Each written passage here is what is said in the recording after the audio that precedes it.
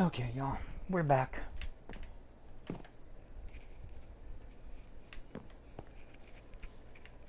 Gotta give me some new headphones, doggone it. Bedside, Lieutenant. The Marine Corps Code of Oh, we're Conduct gonna of listen King to James. Pass the mic. Online! May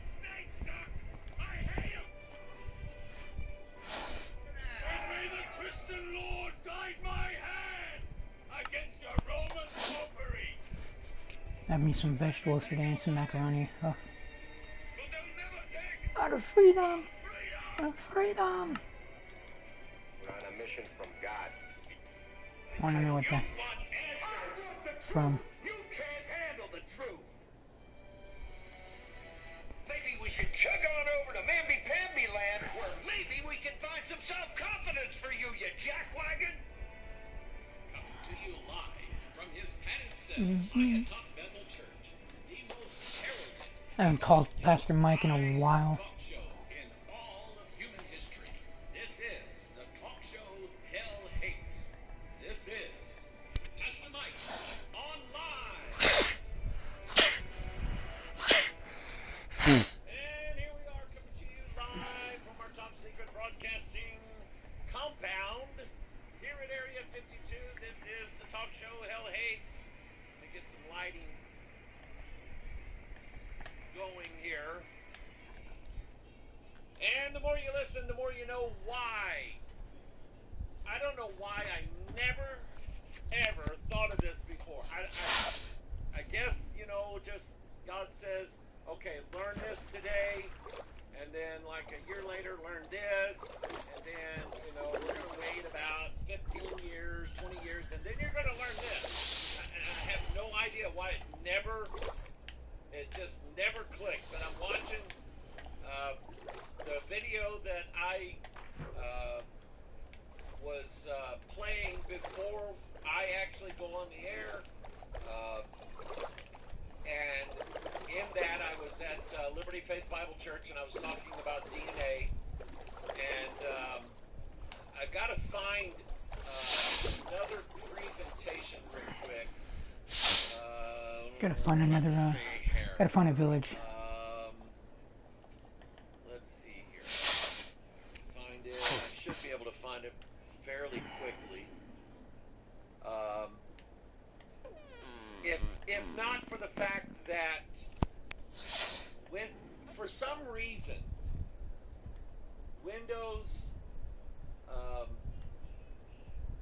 file thing doesn't search and find things very well. It doesn't. I hate it. I hate Windows file search with just huge amounts of anger in me. It's just, I hate it. Let's see here. Is it there? Is it there? Is it there?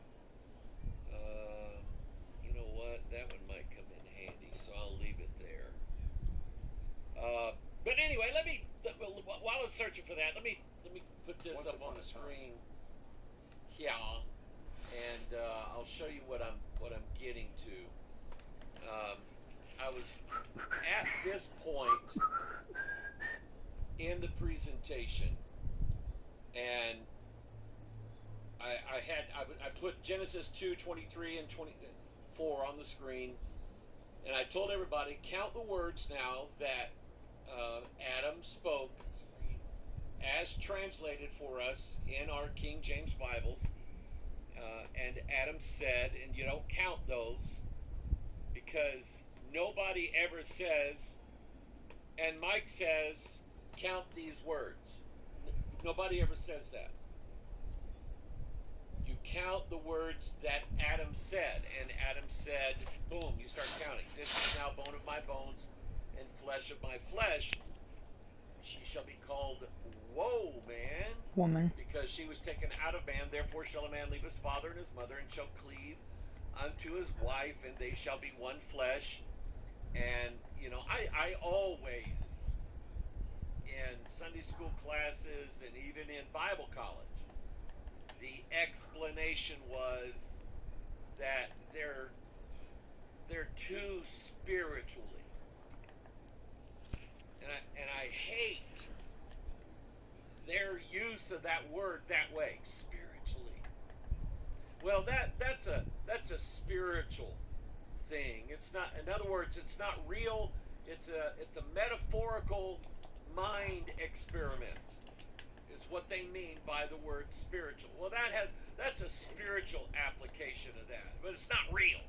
And when I thought about it, having been married for several years, I went, no, that's literal. That's literal. My bones and my flesh joining with my wife's bones and my wife's flesh created our first child that has our bones and our flesh in her. She has some of my bones and flesh, some of my wife's bones and flesh. She has all of that in there. And then all of my other children following the same suit. One flesh. And when you count the words here, it's 46 words. And the miracle of that is in science, when the man contributes his DNA in the marital act, 23 chromosomes. The woman, likewise, 23 chromosomes. When they are joined together, it forms the first cell of a human baby with 46 chromosomes. And the DNA, this is the miracle of it. How the husband's DNA and the wife's DNA, how they join perfectly together to give that child the look, the character, the aspects, the features of both the father and the mother. It amazes me. It does. So I'm thinking about this, and again, I never made the conclusion, but in Solomon's temple, you're Ooh, looking sequoia. at exactly I feel so good with these vegetables what inside those my two system. columns, Ugh. those two pillars mean. In Solomon's temple, he built on the front of the temple, he cast two bronze pillars. They were 18 cubits tall, but they had a cap on them, a chapiter. Another word for that is a capital, and it basically means a cap or like a header. And those were 5 cubits tall apiece, and 18 and 5 we know is 23. So you had Jachin. So let's say that this is Jachin. Isn't that cool? And Jachin is 23 cubits. And this is Boaz. And Boaz is 23 cubits. And Jachin and Boaz together make up the temple of God in that one flesh that the evil people of this world, led by the dragon, the serpent, that old devil, Satan, that says, oh, it's all right to destroy that temple. That's not a real temple to begin with. That's not a real human. That's not a real person. We can't ascribe personhood to a glob of cells. Oh yes, you can if you know what their DNA has contained in it. If people would stop and instead of just trying to promote their political cause out of ignorance and contemplate the fact that even that first cell of the initial conception of a human child is as much human as you and I are right now, because contained in its DNA is every skin cell, liver cell, lung cell, heart cell, bone cell, hair, eyes, nose, teeth, arms, legs, you name it. Everything that person is going to become is already written out in that cell. And that cell, when you get these liberal women who are all the time going on about it's my body, it's my choice. Don't excuse me. Excuse me, it's not your body, because that child in you has its own unique DNA. And if we were to take the DNA of that unborn child and try to match it up with your DNA, it would not match. Now we could prove that the child is in fact your child. We could prove that the child is in fact whoever you think the father is. We could prove whether or not that's who the father is by using that child's DNA. But that child has its own separate DNA. So anyway, Solomon's temple. You have Jachin and you have Boaz. And by the way, I think, doesn't Jachin or one of them represent strength? Adam? And the other one represent beauty? Are you kidding me? And then Moses, tabernacle. The 20 boards that go down the north side, when you turn the corner, the first 3 boards along the back are on the north side. The 20 boards that go down the south side of the tabernacle, at the first 3 boards that are going toward the north are part of the southern boards. You divide that in half. You rightly divide it. So you have 23 boards to the south, 23 boards to the north. And it's the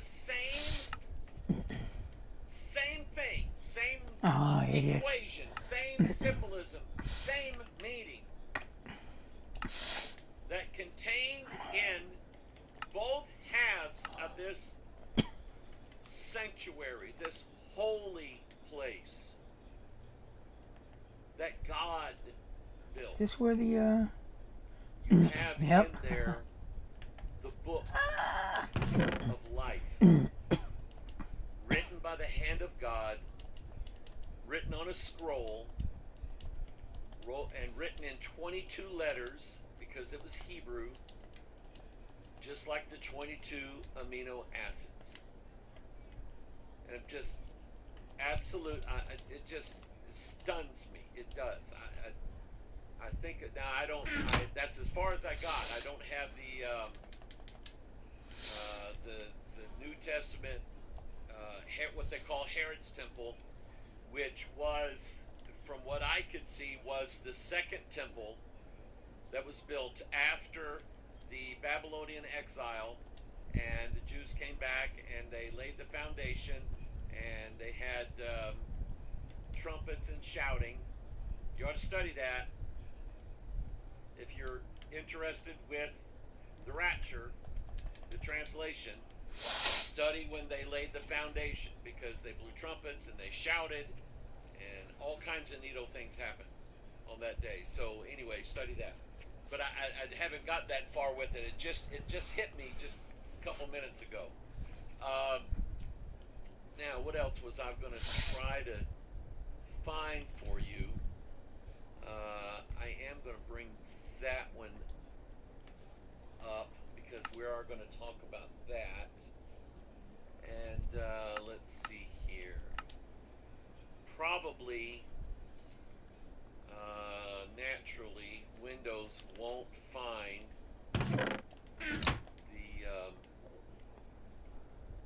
the thing I'm looking for.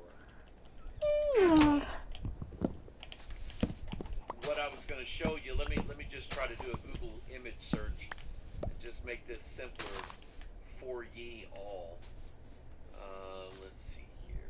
Do this, and we'll put it there, and we shall go to images.goggles.coms, we shall forever and ever. Freemason, Hallelujah, hallelujah. Freemason Pillars of Jacob and Boaz. Somebody's already typed that in. So let me go to that screen, and we'll use this one. This is a perfect example. Forever Now remember what we just said. Forever You have Adam and Eve, not Adam and Steve. Or Geneva and Eve. I came up with that a long time ago. Cannot have a son or a daughter. That's stupid. Somebody showed me, I think Sunday, the picture of obviously what was once a woman who trannied herself into a man, but she's still biologically a woman, and she's now pregnant, and of course all the news outlets are going, first man pregnant. It's not a man. It's not a man. You could never, ever coerce a man into giving birth to a child. You can never do that. We would say, is that going to hurt? Because if that's going to hurt, I'm not doing it. There's no way we're going to do it. Got started on my truck again. We get half our body shot off, and we can go after The Land Rover. and defeat them. That one, the little one, But you can't stick and us the with a needle. Rubicon, Jeep Rubicon. The And, Lego and we Lego can't Technic get sets that I sick got are in the because Fast and Furious I'm going 10 movie. into an induced coma until we're not sick anymore because we can't handle the fever and the pain and the body aches, and we certainly couldn't have a baby. We would just never do it. So anyway, that's the patheticness that this world has gotten into. But anyway, so you have Adam, you have Eve, and 23 chromosomes and 23 chromosomes, and they're joined together to make one flesh. And Jacob then 23 cubits, Boaz 23 cubits, and they are in Solomon's temple joined together. Now, the depiction that you see here on the screen is not the biblical depiction of Jacob and Boaz, because the biblical description of those two pillars said nothing about a globe of the earth and a globe of the stars. It said nothing about it. So we don't believe that was the intention of God. We don't believe that it was the actual construction of God or Solomon or anybody in between. That wasn't part of the original casting of the two pillars. Masonry added this so that they could link in those two pillars with their secret. When you know their secret, you can look at things like this and go, okay, I get that. I know what that says. So remember, Jacob and Boaz. Now, on Boaz, you have a globe of the earth. And so it represents say this represents Eve, the female, the mother, and all the peoples of the earth inhabiting it. And let me throw this too. Remember a while back,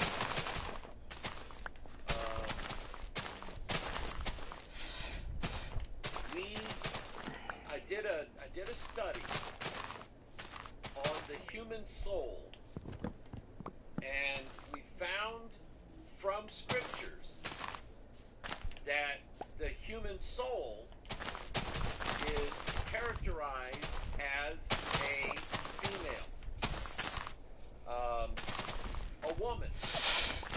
And when you think about that, it makes all the sense in the world, because we have the typology of Christ, who is the bridegroom, the man, and we have all of those born again I don't want to play some snow run to go. Flip. who make up the bride of Christ, no matter if they're male or female. They all of them I'd get some headphones. represent a woman. And it's because Christ is not concerned with the flesh of any of us and its gender. He is joining himself, or he is joining from mankind the soul of man, which is a woman. In Psalm 22:20, deliver my soul from the sword, my darling from the power of the dog. Now, the word darling means dear one. And, I could make a small case for what I'm saying from this word, because I think the Hebrew here is a feminine noun, okay? But let's get it in plain English, okay? Let's see, what verse is that?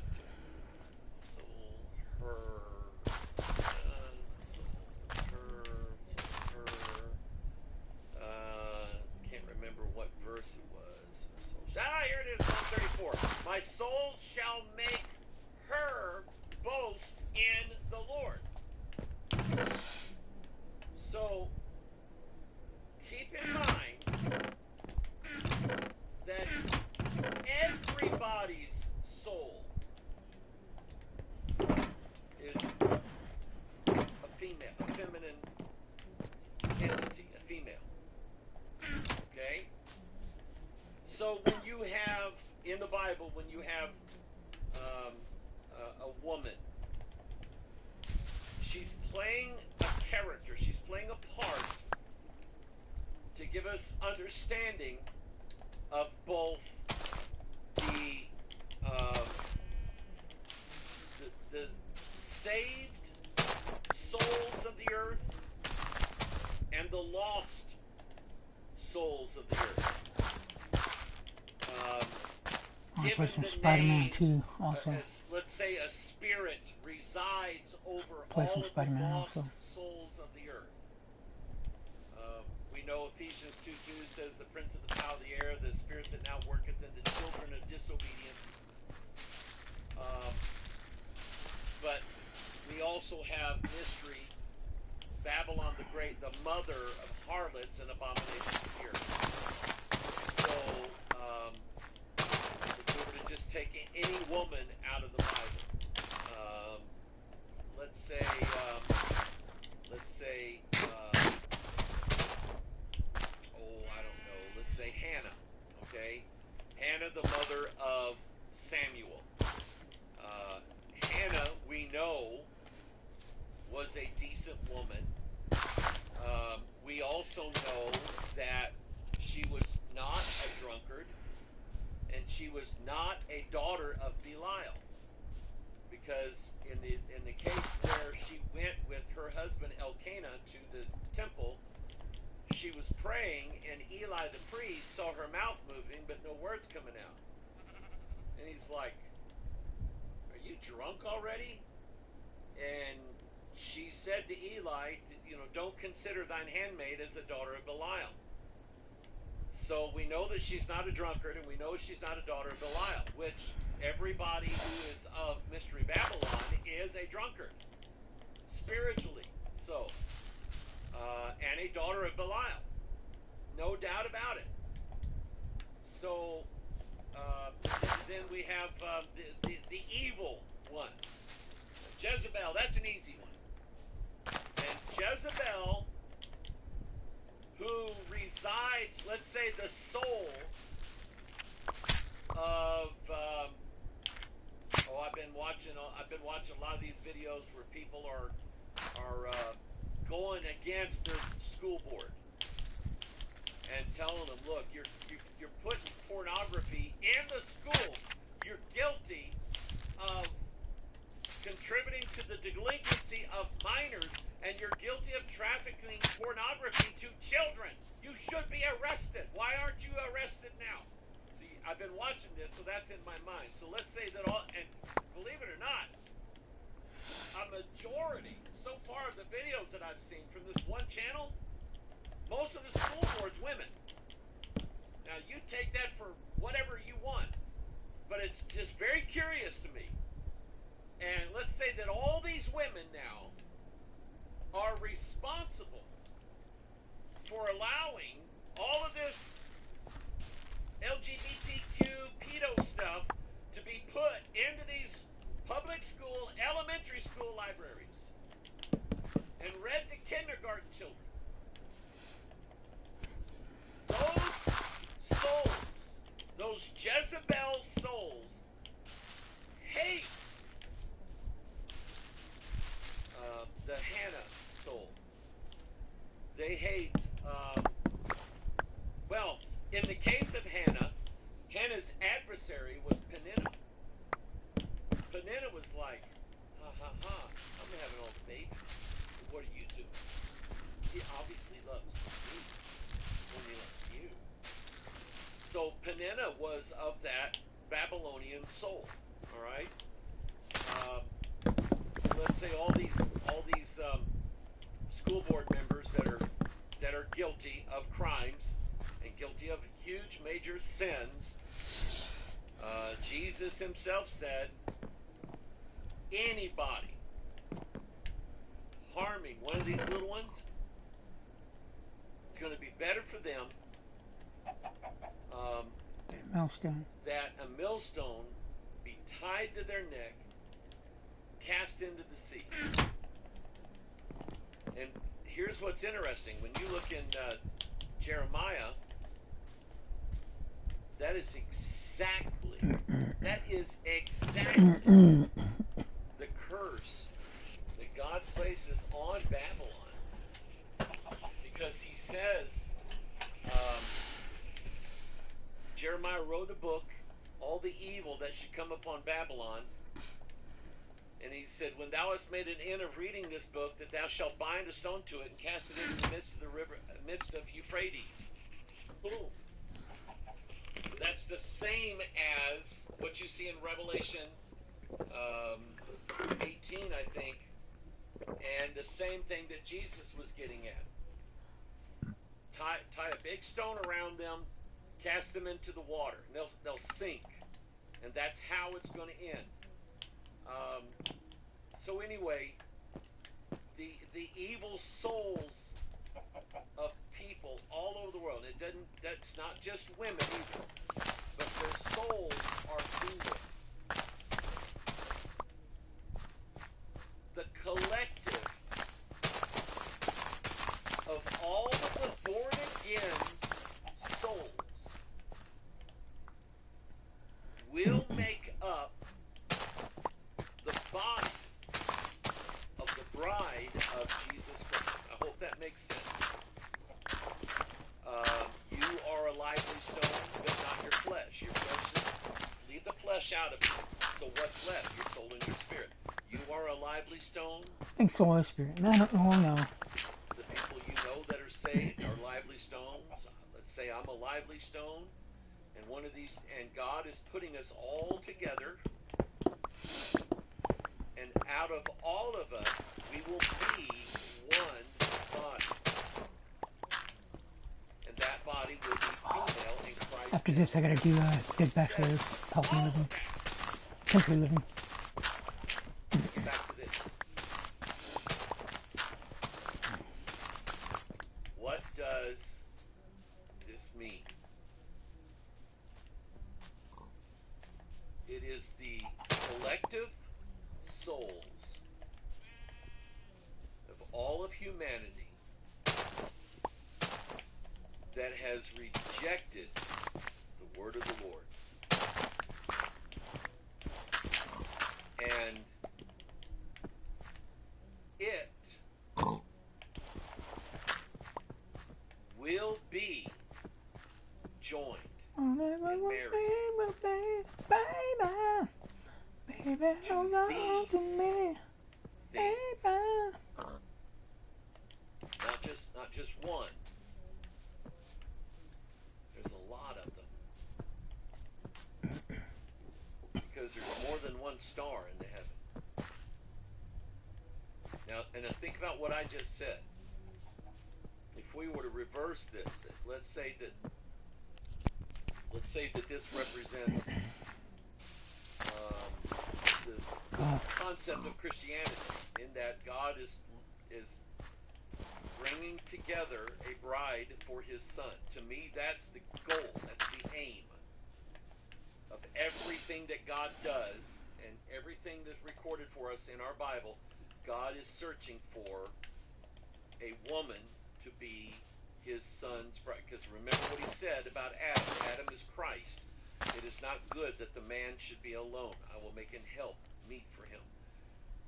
And that, to me, stands out as the sum of the purpose of God, of all the ages. All the ages past, right now, and any age left in the future.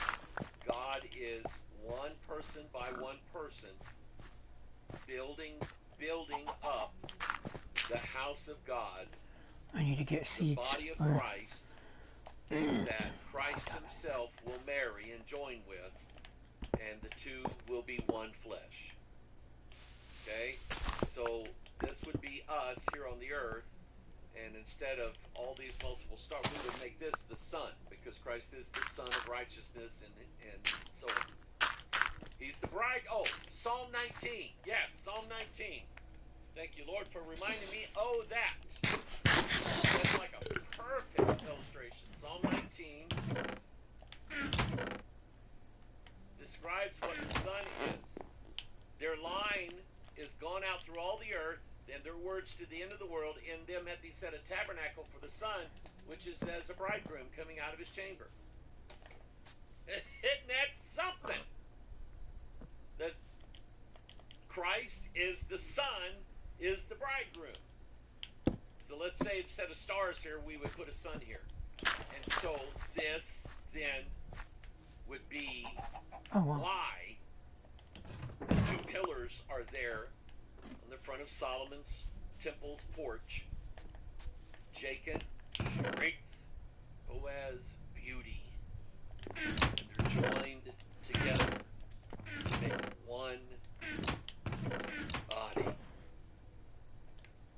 Because when they showed Jesus the temple, and they said, "Isn't this beautiful?"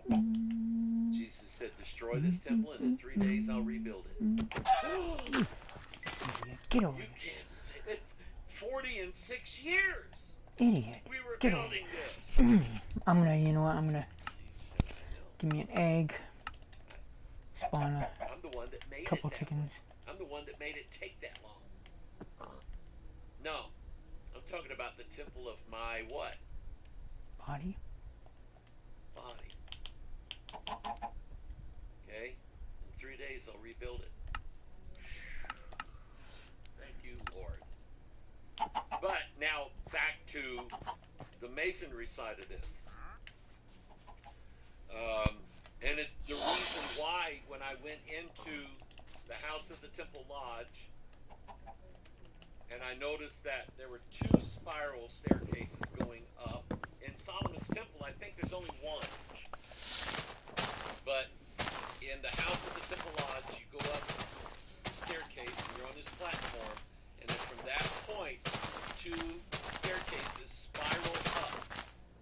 Not just one, there's 2. So on one side is Jachin, and it has 23 steps. On the other side is Boaz, and it has 23 steps.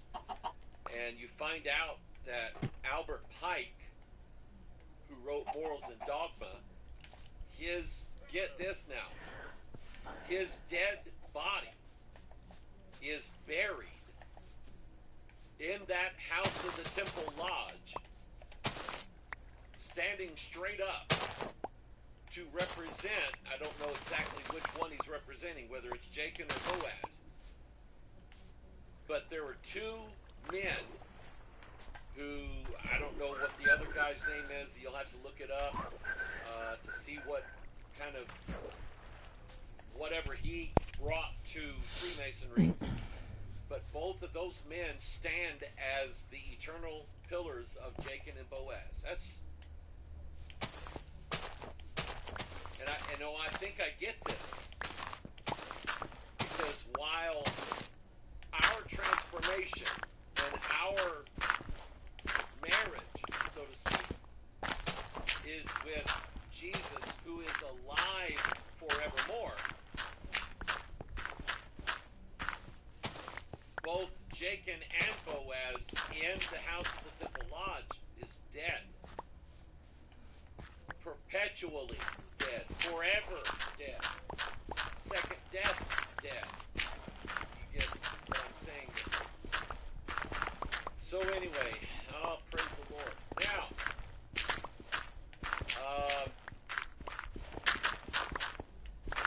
yeah, let me do this. We're going to talk about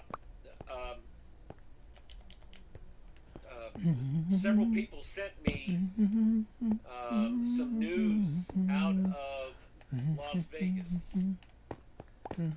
concerning another UFO sighting. So I love that. consider this while I'm on this subject, and we'll move on to those. So this would be humanity here, planet Earth, and all of these stars are angels. Represented. Now, just because They're not actual angels, people. telescopes and scientific instruments and all of those things say, it's just a great big ball of gas and nuclear fission going on, and that's all it is. Just because they say that doesn't mean they are true. Let God be true and every man a liar. And I think that if you would just entertain the notion, let's say for that you decide, you know what, I'm gonna kind of forget what the scientists say about all the stars in the universe and what they're made of, and what kind of classification they have, and what kind of chemicals are going inside of them, and so on. I'm going to forget about all of that, and I'm just going to tell myself that stars are angels. And just entertain that thought for a couple months. And if you don't like it, and nothing ever makes sense to you ever from that point forward, especially when you read the Bible, do what you want with it. But play along with me just for a minute, okay? Or a couple months. So, these 2 pillars represent a joining together. A hieros gamos. A sacred marriage.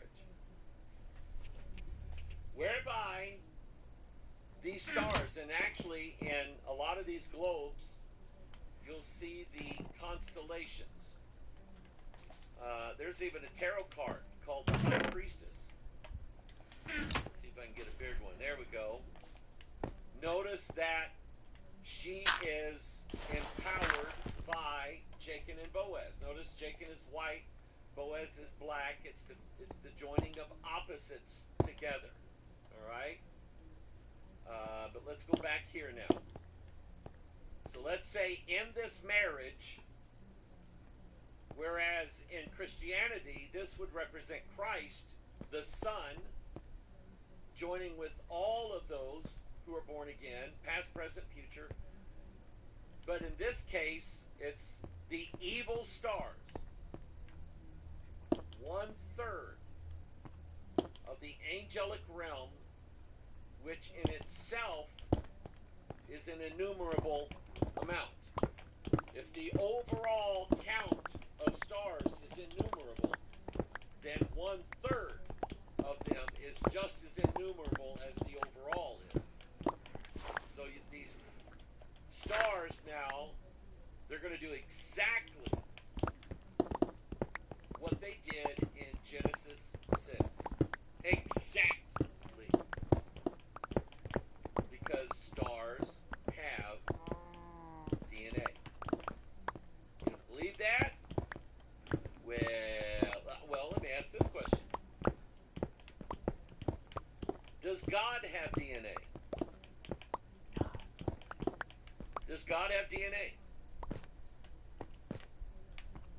Okay, that's a big question, isn't it? You idiot, get over there. If I said to you,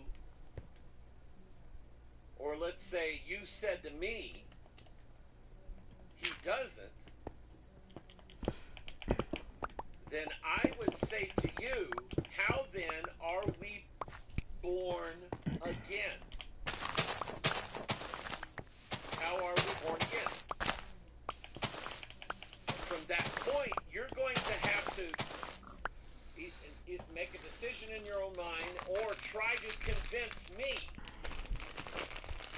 that being born again is simply another metaphor. That it doesn't actually mean being born of a woman coming out of her bowel. Born of a woman. It doesn't actually mean that. And that God is our Father in a symbolic nature.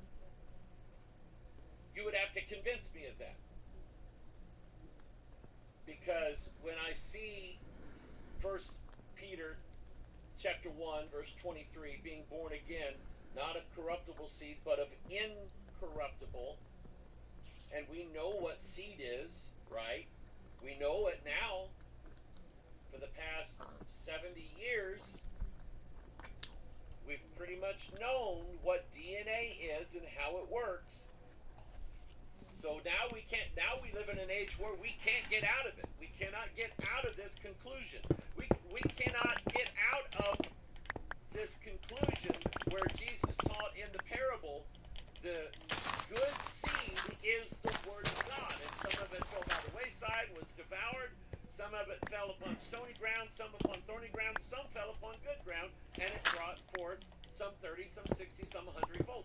And it's seed, and we know what everything in the world that is referred to as seed, we know what it is. It's DNA. So either God has DNA, literally causing us in our second birth to be sons of God. Or God doesn't literally have DNA, and this subject of us being sons of God is simply make-believe. And I don't believe that. You couldn't pay me enough money to believe that. So, what about lesser spirits? Do they have seed? Well, here's a question. Does Satan have DNA? Well, now, when God was dealing with Eve and Adam and the serpent, and he said to the serpent, because thou hast done this, thou art cursed above all cattle and above every beast of the field. Upon thy belly shalt thou go, and dust shalt thou eat all the days of thy life. And I will put enmity between thee and the woman, and between thy seed and her seed. And you'll say, well, you know, when it says his seed, you know, that's a, say it, that's spirituals, that's like metaphorical. Why is it metaphorical when in the same sentence, and God doesn't even have to take a breath to say this, I will put enmity between thee and the woman, and between thy seed and her seed. He doesn't have to go, and between thy seed and her seed. He doesn't put a pause in there. It's the same thing. If the woman has seed, and she does, as a matter of fact, not only does a woman in the conception process contribute 23 of her own chromosomes in each egg that is formed, every human being carries a unique identifier in every cell containing DNA that links them directly to their mother. There is absolutely no mistaking whatsoever who a person's mother is. And it's called mitochondrial DNA.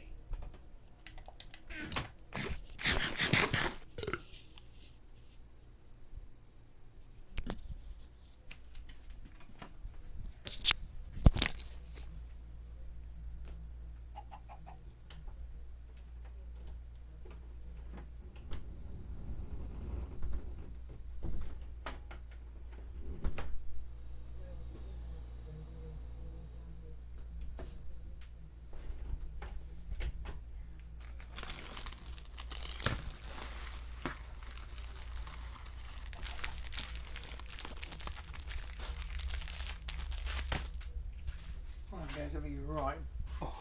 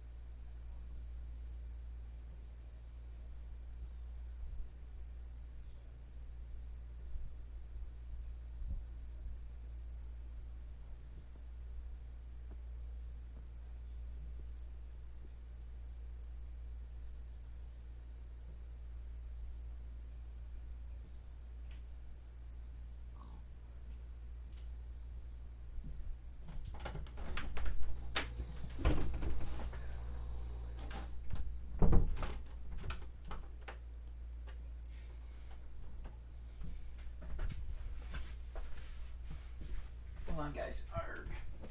Mitochondrial DNA is just a group, a small cluster of DNA, of chromosomes, that govern the processes of the cell, that tells each part of the cell what to do with itself, how to do it, how often to do it, when to stop doing it, and so on and so on. And mitochondrial DNA, we know it for a fact, only comes from that person's mother. Only.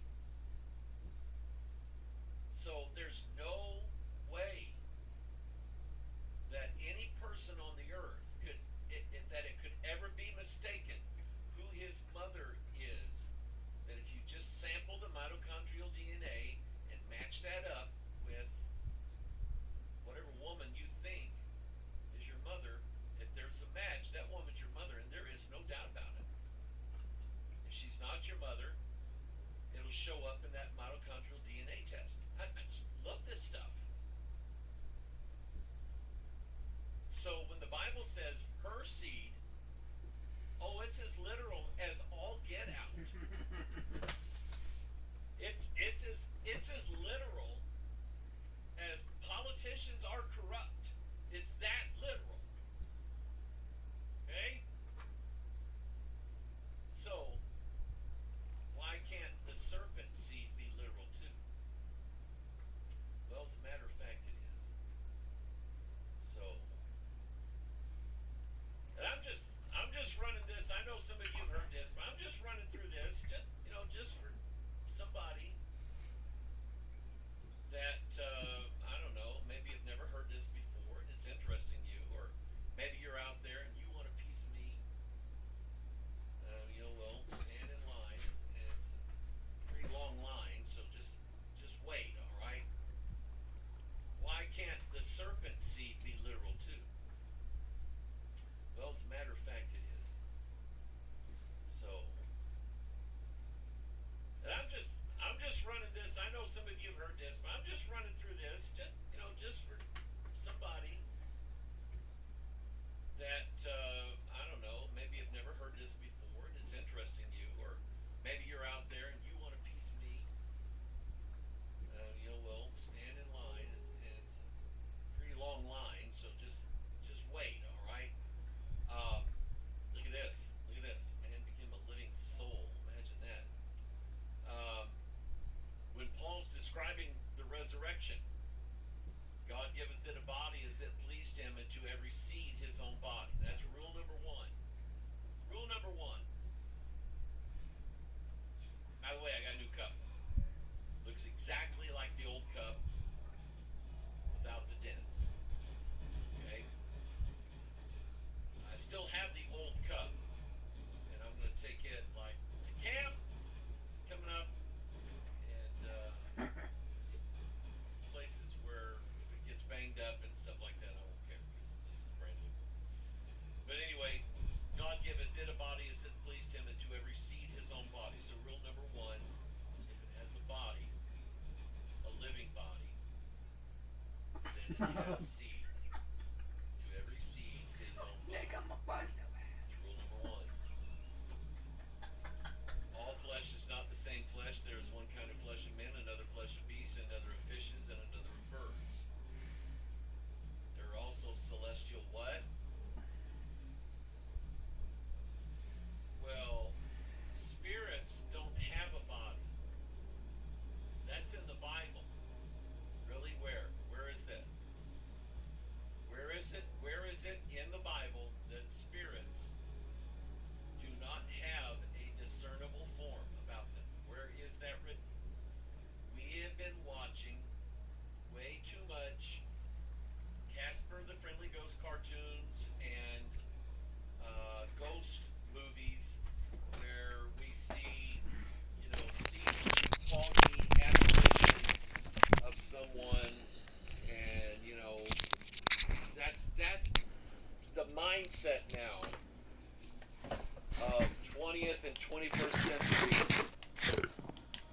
It's beyond Christianity, but that's what everybody thinks a ghost is. It's just a mist of air, and it has no form. Or here's my favorite. Well, they choose they choose to appear in this form. What verse is that? When Abraham was met by the three men, we know that one of them was the Lord. The other two, we know that they were angels, because in Genesis 18 it constantly refers to them as men, and in Genesis 19 they're always called angels, but they're the same guys. So these two men, angels, they sat down at Abraham's house. Abraham fed them veal. They killed a calf, a young calf, and dressed it. That means they cooked it in veggies, and spices, and all kinds of good stuff. And I bet that was goody. And they drank, and they ate, and they got their feet washed. How do you wash a ghost's feet if it's just pass-through stuff?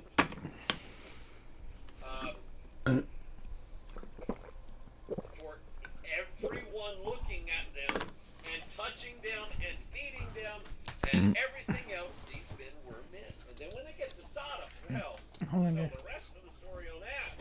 I'll tell you that. Those guys were men. Okay? And the men of Sodom said, fresh meat, boys.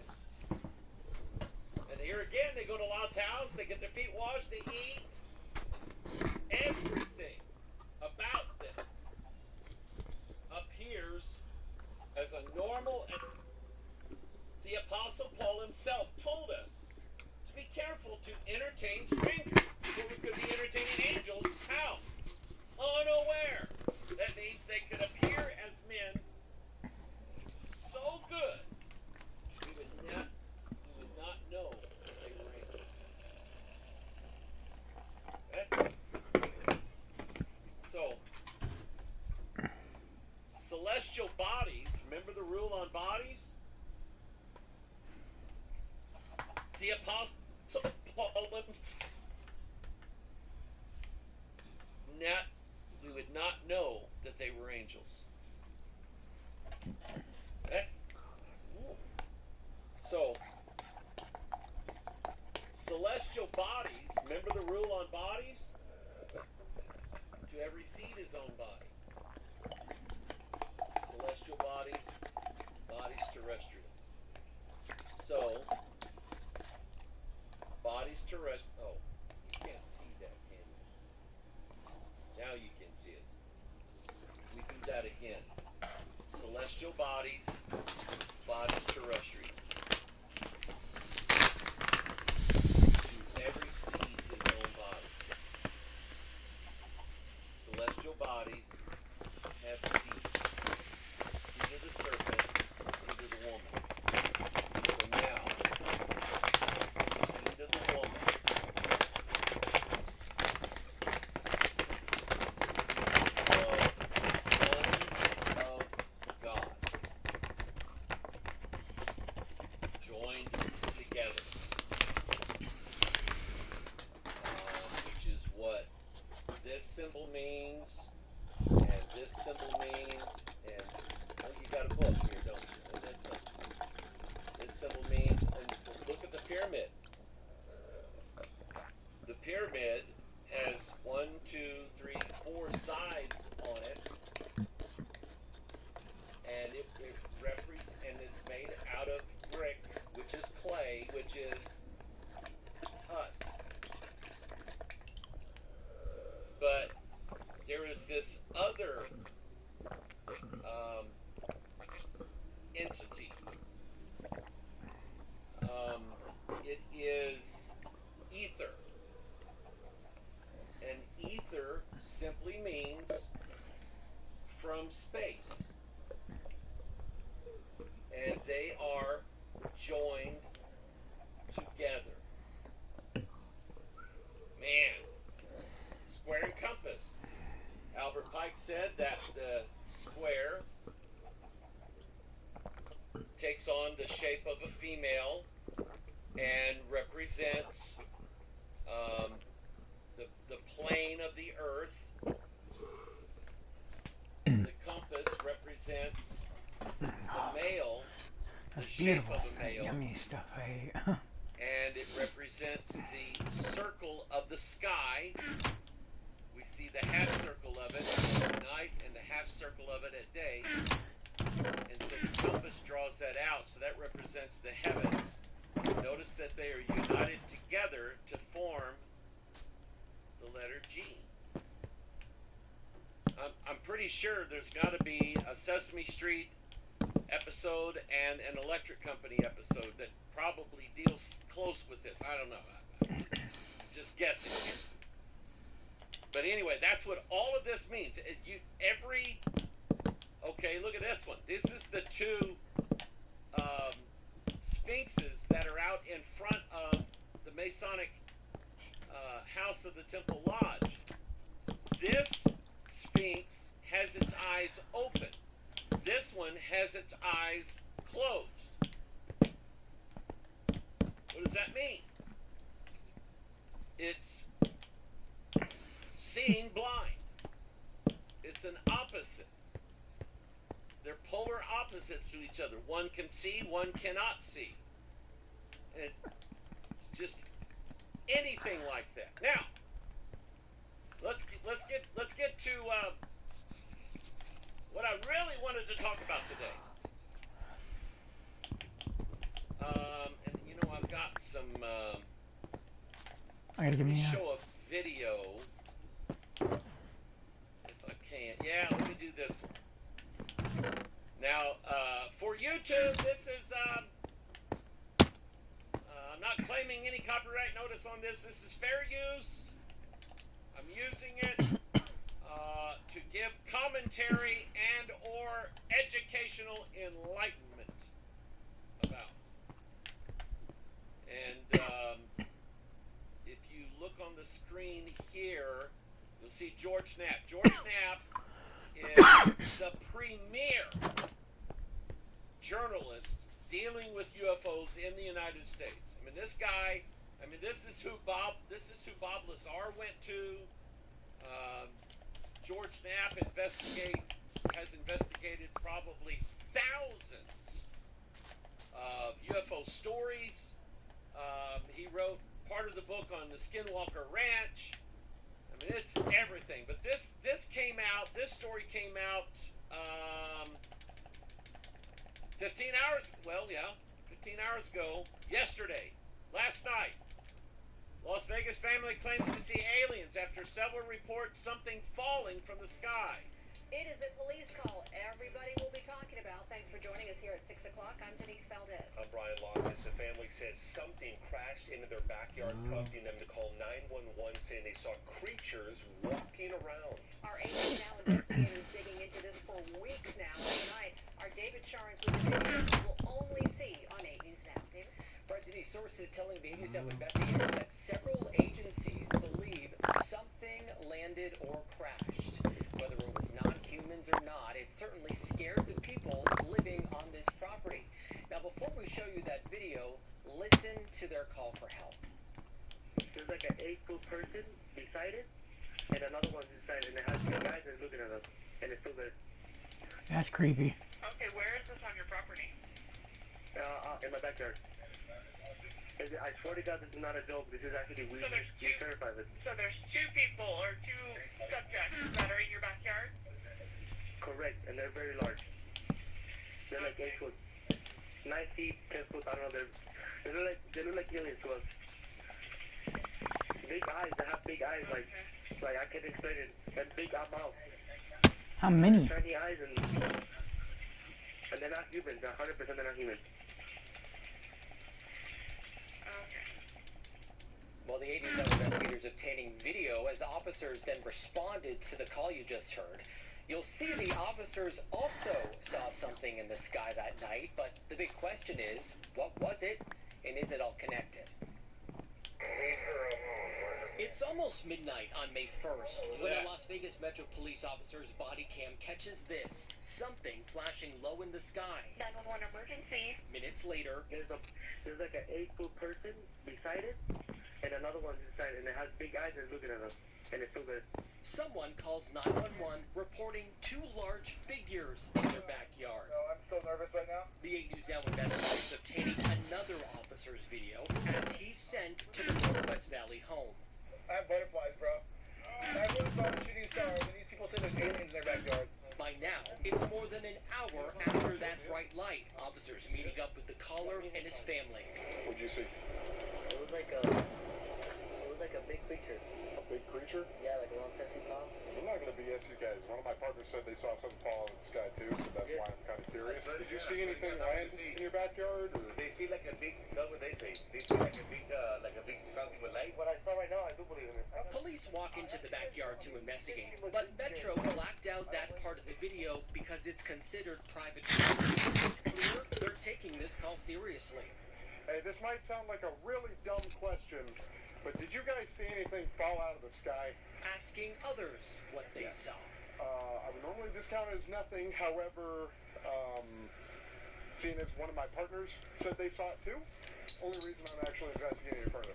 That investigation turning up no concrete answers as of Wednesday. Whatever or whoever fell into that yard, long gone within minutes. Oh, hey, if those 9-foot beings come back, don't call us, all right? Deal with it yourself. I don't deal with that. I love that. I just love that. I adore that part. Brian was saying as we're watching this story. Now, we've been in contact with the family in that video, and as you heard in that 911 call, they seem very reasonable and honestly quite scared as you heard them in the call. No, they don't seem impaired in any way. And whatever crashed by the time that police got there was gone, but sources say that there's really no dispute. Something was in their yard. Exactly what? We do not know. It's so interesting. So, like, the Metro officer sees something, the neighbor sees something. I mean, so what could it be? Well, we know that there are obviously a lot of military bases around this area. George Knapp covers a lot of that stuff for us on the 80s Now Investigators. We're showing you drone video from above that area. And we know, of course, Creech not far away, Nellis Air Force Base not far. I checked in with them. They say they are not involved at all, and we are waiting to hear from the Pentagon as well.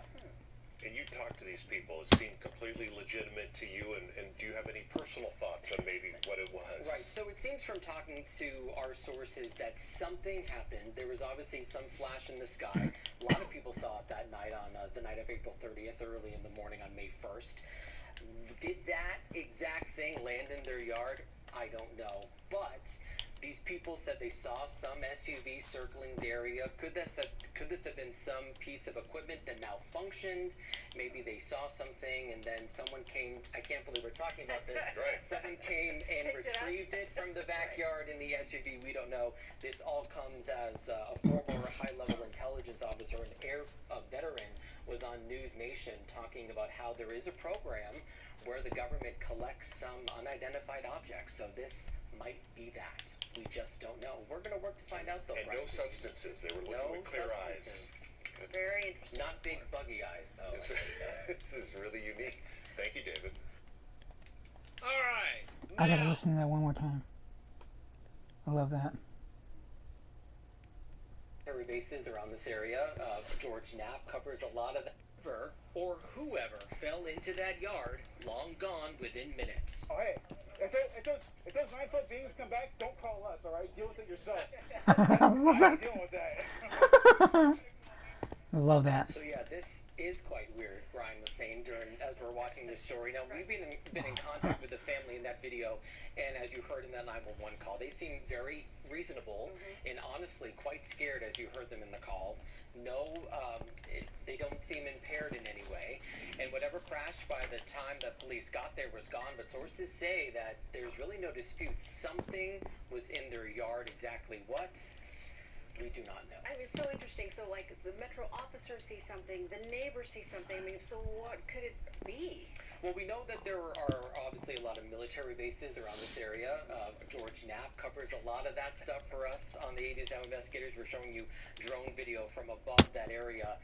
And we know, of course, Creech not far away, Nellis Air Force Base not far. I checked in with them. They say they are not involved at all, and we are waiting to hear from the Pentagon as well. And you talked to these people. It seemed completely legitimate to you, and do you have any personal thoughts on maybe what it was? Right, so it seems from talking to our sources that something happened. There was obviously some flash in the sky. A lot of people saw it that night on the night of April 30th, early in the morning on May 1st. Did that exact thing land in their yard? I don't know. But these people said they saw some SUV circling the area. Could this have been some piece of equipment that malfunctioned?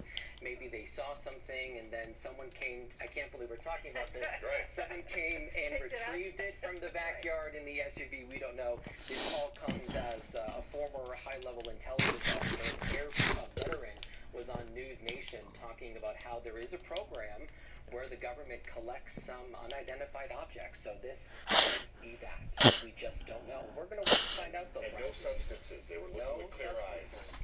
Very interesting. Not big buggy eyes, though. This is really unique. Thank you, David.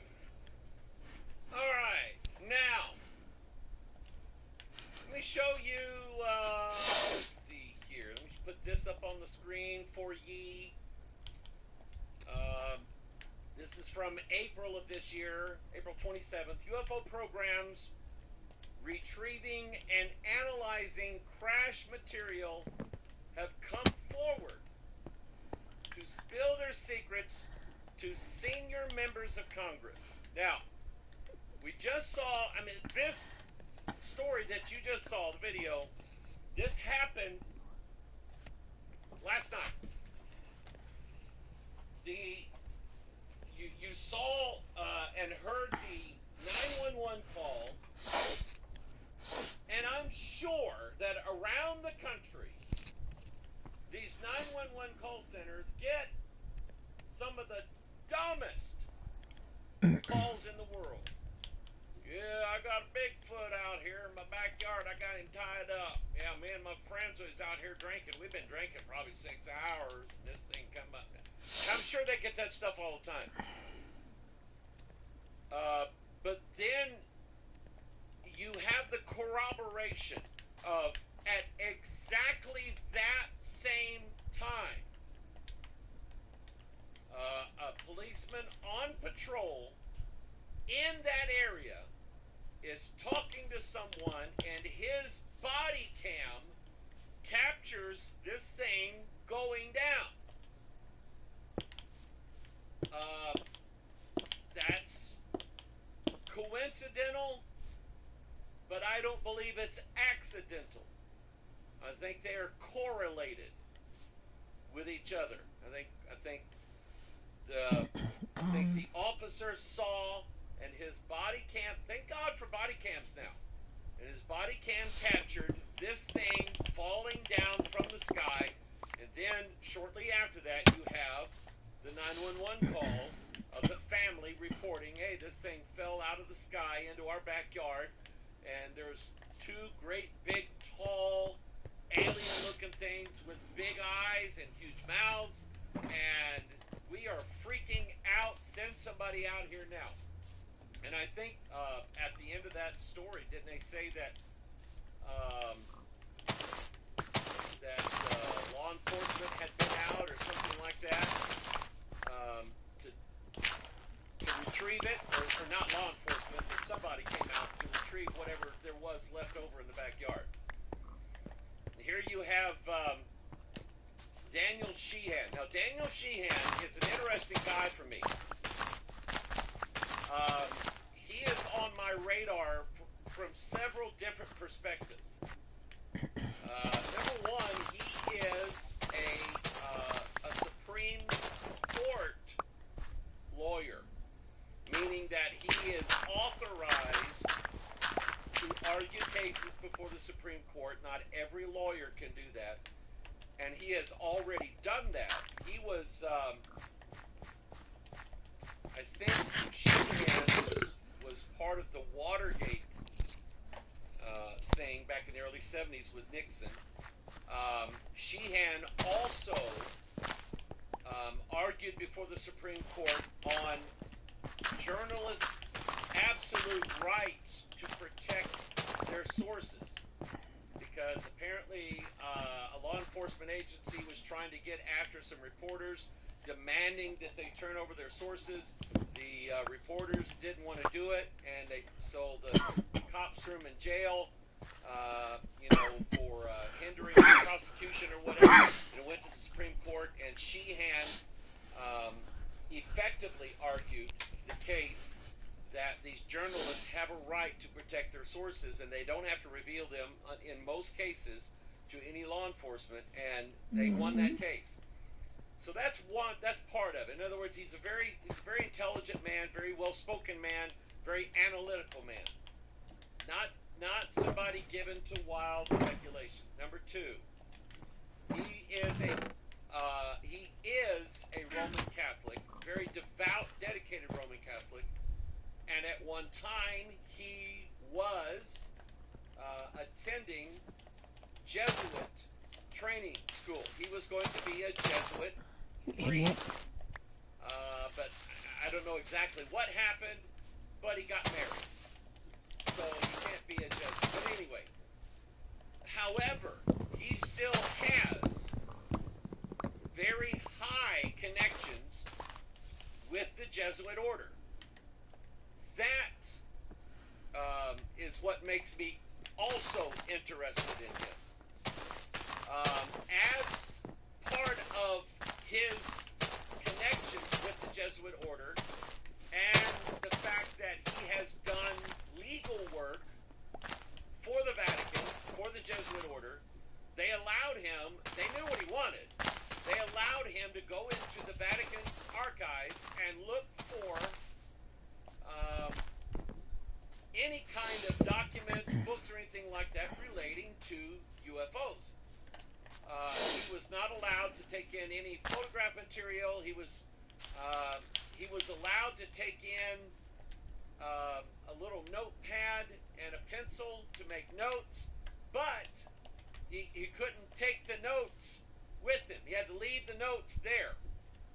But what he did was he found, I don't know what book he found, but he found an actual photograph that the Vatican has of a UFO, and a very detailed one at that.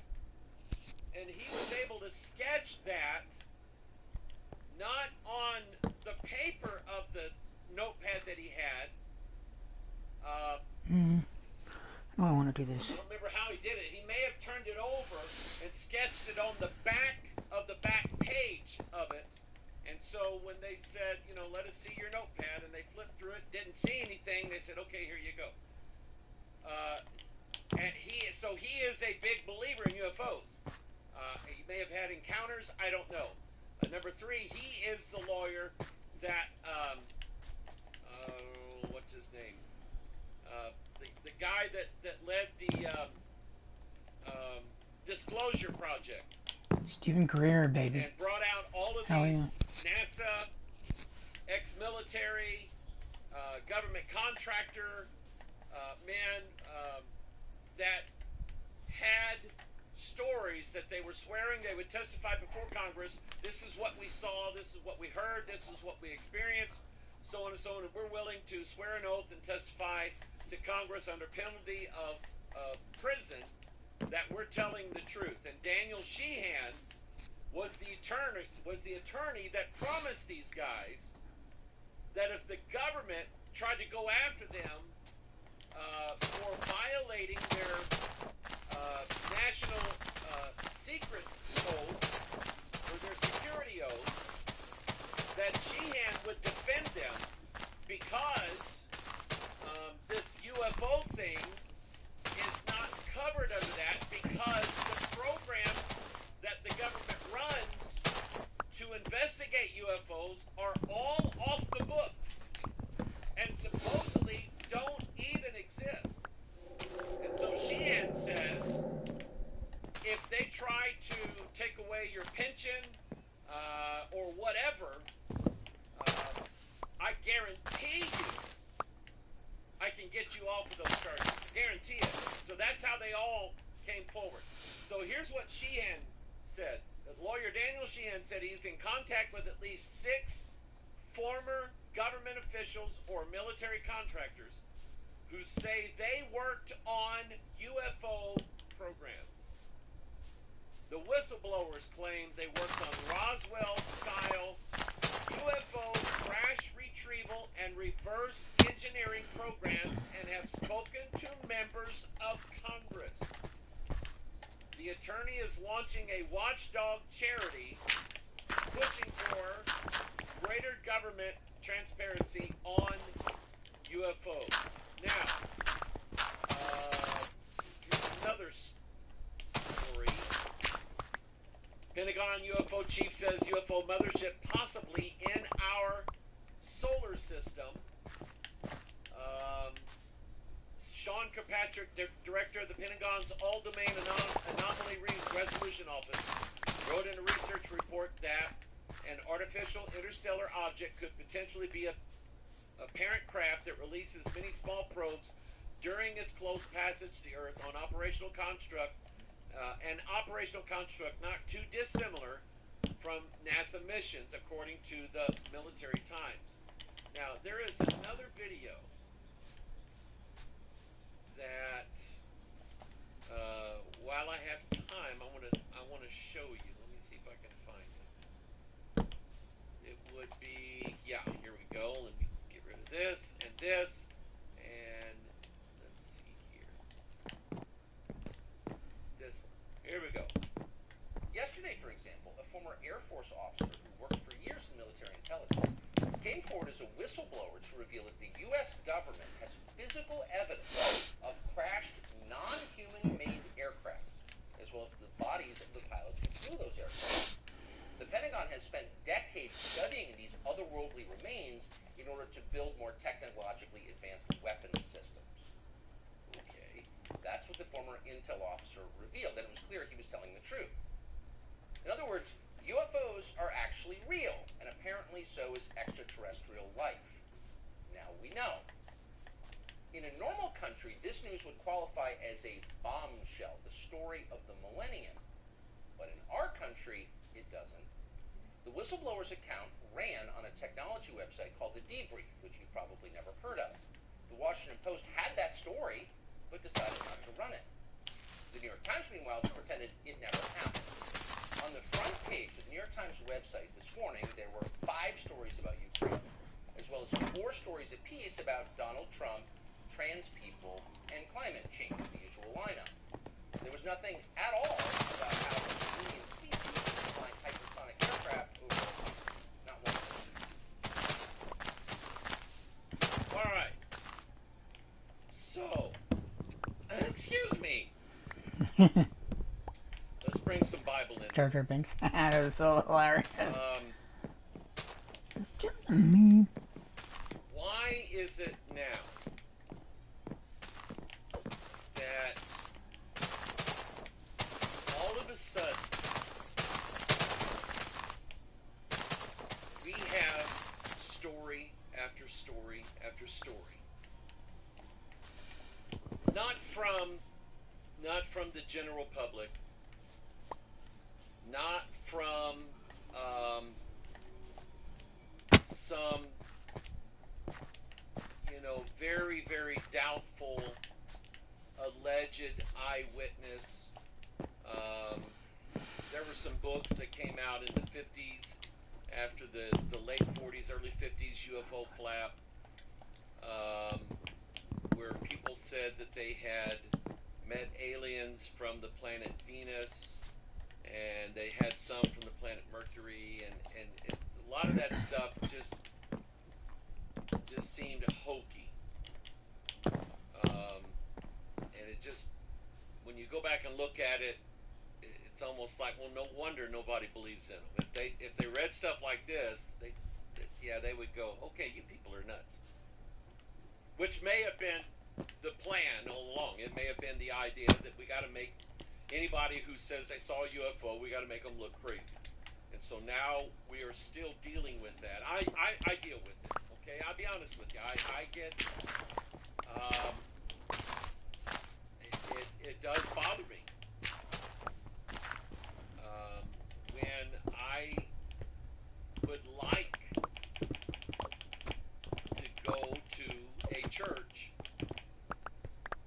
and put on a one-night seminar and discussion on the subject of UFOs. But in most cases, nobody wants that. And one night at a church, I did this, and I've sort of when I get up and get presentations like that, or things on devils and haunted houses and so on, I say, okay, this is not necessarily preaching. This is an intelligence update. Okay, you're getting an intelligence briefing from me. This is what I believe is going on in the world. But I did that at a man's church one night, and I got done. I come down off the stage, and I said, I really don't know, how in the world I could ever have an altar call after a talk on UFOs. Well, lo and behold, a young lady came down to the altar without anybody saying anything. And she was just bawling her eyes out. And what it was, she was giving her life back over to the Lord, sort of a rededication. And come to find out, she had some experiences, not necessarily with UFOs, but some very, very paranormal, supernatural experiences. And I just kind of had the thought that God was using the things that I was saying to bring whatever had happened to this young lady to mind, and God then used that to say, you need to pick a side. And I guarantee you, the other side you won't like. You won't like being on their team. And so I was very taken aback by that. I was blessed by it. I really was. But I'm sure that there are people out there that think I'm absolutely nuts. I've seen some of the comments that people write on YouTube, and I know what some of you think. And for me to say that it just rolls off my back like water off a duck's back, I don't really care what you think of me. To say that would be wrong. I would like for everybody to take this subject seriously, simply because this, in my opinion, is about as real as it gets. Boom, and then boom. In fulfilling major portions of Bible prophecy. I'll say that again. I believe that all of the paranormal sightings, people are seeing shadows, people are seeing familiar spirits, people are seeing, some awful creatures. People they're seeing all kinds of things in their house, out on streets, in the woods. People are seeing things. And not just, I think you're seeing things. No, they're actually capturing them on video.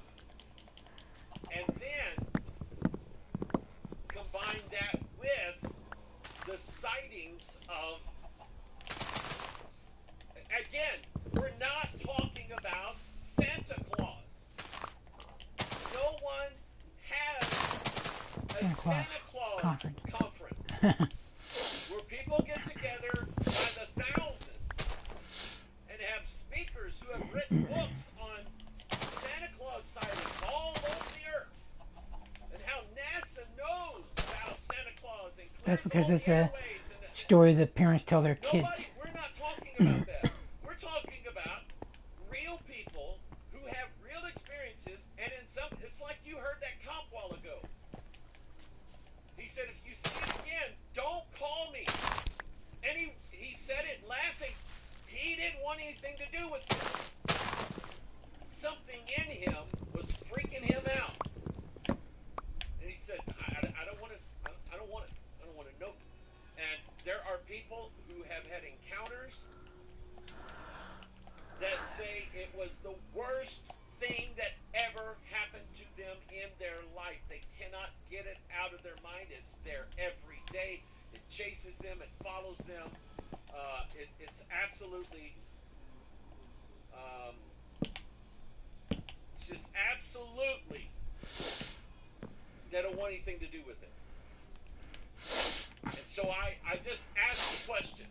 I did this at Pastor Reg's church, and I mentioned while I was talking there, hey, you ought to have me come do a thing on UFOs, and I know some of the people would like that, but Pastor Reg is my friend, and he has great respect for me. I have great respect for him. I would never, ever ask anybody to pressure their pastor into having me come and talk about this. I would never do that, and I especially wouldn't do it to him. And so I kind of brought it up as a half joke. I would love to do that, but if he says no, the Holy Ghost has a reason for it, and I don't know everything. So I don't know what churches to do this in and what churches not to do it in. I don't know that. So sometimes I just got to rely upon, hey, pastor at your church, you know what'll go over and you know what'll fly. And in the early years of me doing this, I didn't do that, and I probably cost my reputation, no doubt about it. But ask the question, does God have chariots, and what are they made of? And when you answer that question, you practically have the whole thing solved right then. You do. When you answer this one question, does God have chariots in the heavens? And if he does, what are they made of? And when you, with Scripture, answer that question, that's your entrance. That's the doorway that gets you into understanding what all of this is about. The chariots of God are 20,000, even thousands of angels. I've even asked the question, God, why did you say it that way? Why didn't you just say the chariots of God are thousands of thousands of thousands of angels? Or the chariots of God are without number, being angels. Why did he say 20,000? My opinion is that it's based upon the number 2. And anything based upon the number 2, I think, has to do with the age of the Gentiles and the fullness of the Gentiles. 2 days, 2,000 years. The 2,000 cubits that the Jews had to walk behind the Ark of the Covenant, which I think represents 2,000 years, that they've got to follow Christ into the Promised Land. Philip, Jesus asking Philip when it comes time to feeding the 5,000.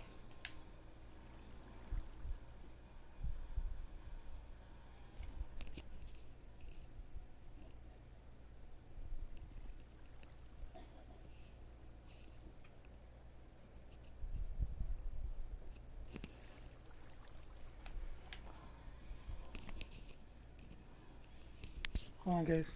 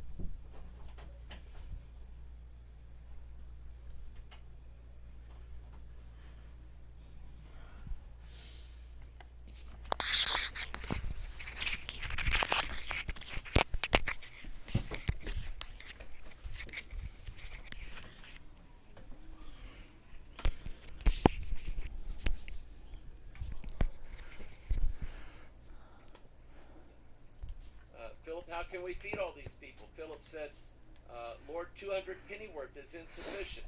Why did he say 200 pennyworth, and why does the NIV change that to a month's wages or 6 months' wages, whatever, some kind of nonsense like that? Why did he say 200 pennyworth? Because I think that it has to do with the idea that these 5,000 here are of the 12 tribes of Israel, represented by the 12 baskets full left over that are gathered up. I like that. They gathered the fragments that none be. The word was lost that he used. Saved, lost. So anyway, I think that 200 pennyworth is that time. Lord, 2,000 years is not sufficient time to fill these people. Okay, if you understand what I'm saying.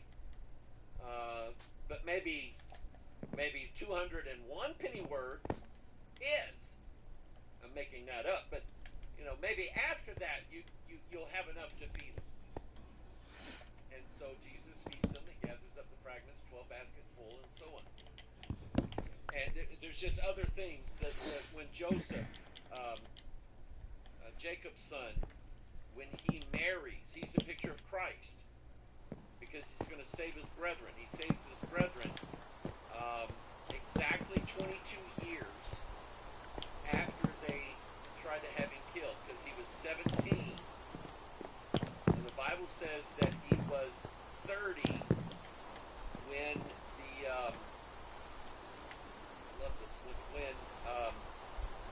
he was brought out of prison and put in charge of the 7 years of plenty. 7 years of plenty. Now he's 37. It's 2 years into the famine. Now he's 39, because he's made it after the law, the 39 books of the Old Testament. And then that makes it exactly 22 years after he was 17 years old, when he had his dream about his brethren bowing down to him. So that's what I think that 20,000 represents. It's talking about the times of the Gentiles. And when that time is up, you're going to see a bunch of chariots.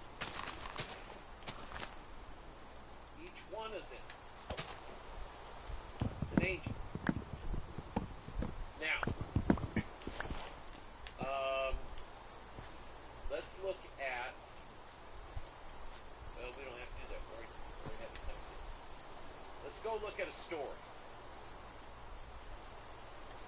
Exodus chapter 14. This is Pharaoh. Okay? Pharaoh, Ra the sun god, is part of what he's named after. And it was told the king of Egypt that the people fled, and the heart of Pharaoh and his servants was turned against the people, and they said, "What have we done? Why have we crazy? Why have we done this, that we have let Israel go from serving us?" And he made him ready his chariot, and took his people with him, and he took 600. Now that number is unmistakable. First part of the code of the beast, 600, 6. 600 chosen chariots, all the chariots of Egypt. And these chariots now, so picture in this story, these chariots being representatives of the angels. Representatives. These chariots now. So picture in this story, these chariots being representatives of the angels that are going to be kicked out of heaven and come down to the earth. And they are going to bring this world literally into a new world order. if our government, and we already have whistleblowers who are saying it's the cat's out of the bag now. That's what I just showed you. For you to even say these things don't even exist, Mike, I would just very kindly say to you, I'm sorry that you are so far away from being right. I'm sorry. Because they are real. And we have now, why is it all of a sudden now we're getting all these stories about, number one, the government protecting whistleblowers. The government saying now anybody in the military or works for us in any capacity, if they see a UFO, want them to report it to us. For years, you could not report a UFO if you were in the military. You would lose stripes. If at best you would lose stripes. But now they're rewarding them. And now we have Daniel Shields. He's ready to produce. He's got to make sure he can protect these guys. But he's ready to produce these men who will stand and testify and say, we have worked on ships that we know for a fact did not originate from this planet. We know it because the elements that they're made of and the isotopes, which means we have an element like oxygen. Oxygen is supposed to have 8 electrons and 8 neutrons, 8 protons. Well, you can have an isotope of oxygen and say maybe have 12 electrons in the field instead of 8. Still oxygen, but it's a different isotope of it. And they say that there's no way that this isotope can even be manufactured on this planet. There's no way. So they know we have things that are from other places in the universe. We have no idea where they came from. They did not come from here. We absolutely know that for a fact. And we've seen the bodies and we've seen the living. That's all they do. And I mean, it's right there in the Bible. Every question that can be asked about this subject is in your King James Bible. And I'll stand on that until the day I die. And while I would, say, I'm not ashamed of it either. Part of me says, Mike, don't make a nuisance of yourself at parties. But right now, this is my party. I will UFO if I want to. All right? Good to be with you today. Thank you so much for all of your prayers. Wrong music. That's better. Thank you for all your prayers. I am getting better day by day, getting my strength back. Appreciate that. And continue to pray for us. Pray for the people of Kenya. Pray for our food ministry here. If God leads you to help us out, we appreciate that. But we thank you for your prayers. It makes a big difference. Big, huge difference. Okay? I love you. You're the reason why we do what we do. We will see you Sunday.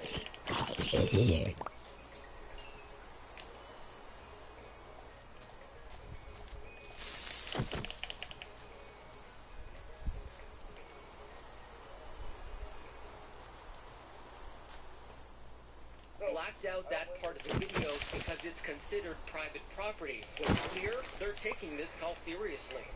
Hey, this might sound like a really dumb question, but did you guys see anything fall out of the sky? Asking others what they saw. I would normally discount it as nothing. However, seeing as one of my partners said they saw it too, only reason I'm actually investigating it further.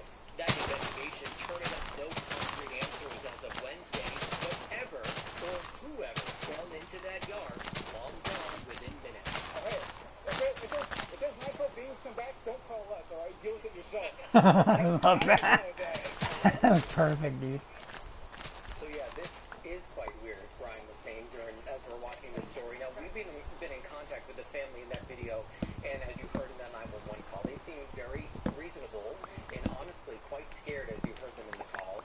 No, they don't seem impaired in any way, and whatever crashed by the time that police got there was gone, but sources say that there's really no dispute. Something was in their yard. Exactly what? We do not know. I mean, it's so interesting. So, like, the metro officer sees something, the neighbor sees something. I mean, so what could it be? Well, we know that there are obviously a lot of military bases around this area. George Knapp covers a lot of that stuff for us on the 80s Now Investigators. We're showing you drone video from above that area. And we know, of course, Creech not far away, Nellis Air Force Base not far. I checked in with them. They say they are not involved at all, and we are waiting to hear from the Pentagon as well. And you talked to these people. It seemed completely legitimate to you. And do you have any personal thoughts on maybe what it was? Right. So it seems from talking to our sources that something happened. There was obviously some flash in the sky. A lot of people saw it that night on the night of April 30th, early in the morning on May 1st. Did that exact thing land in their yard? I don't know. But these people said they saw some SUV circling the area. Could this have been some piece of equipment that malfunctioned? Maybe they saw something and then someone came. I can't believe we're talking about this. Right. Someone came and retrieved it from the backyard in the SUV. We don't know. This all comes as a former high-level intelligence officer, an air veteran, was on News Nation talking about how there is a program where the government collects some unidentified objects. So this might be that. We just don't know. We're going to work to find out, though. And no substances. They were looking with clear eyes. Very interesting. Not big buggy eyes, though. This is really unique. Thank you, David. All right, now let me show you. Let's see here. Let me put this up on the screen for ye. This is from April of this year, April 27th. UFO programs retrieving and analyzing crash material have come forward. Spill their secrets to senior members of Congress. Now, we just saw, I mean, this story that you just saw video, this happened last night. You saw and heard the 911 call, and I'm sure that around the country, these 911 call centers get some of the dumbest calls in the world. Yeah, I got Bigfoot out here in my backyard. I got him tied up. Yeah, me and my friends was out here drinking. We've been drinking probably 6 hours. This thing comes up. I'm sure they get that stuff all the time. But then you have the corroboration of at exactly that same time. Hold on, guys.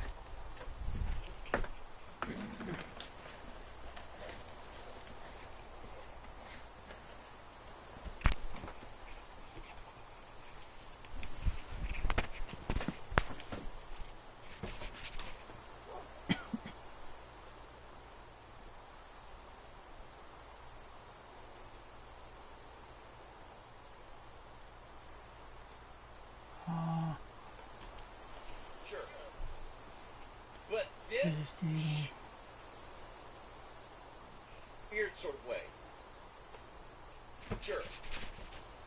But this big egg-shaped head and this you can actually see in this area here where it looks like Crowley was trying to draw these big eyes. Now, I can't say that for sure. But this sure. And I'm not going to Heralded, the most despised talk show. Heralded, the most despised talk show in all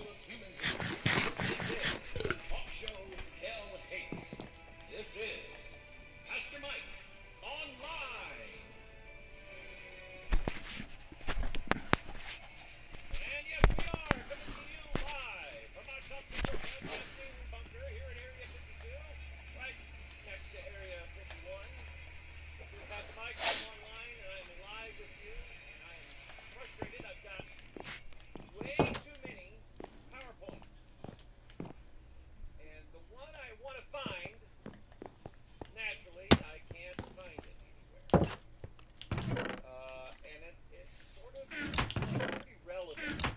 And let me tell you where I'm headed today. First of all, I got some good news and some great news.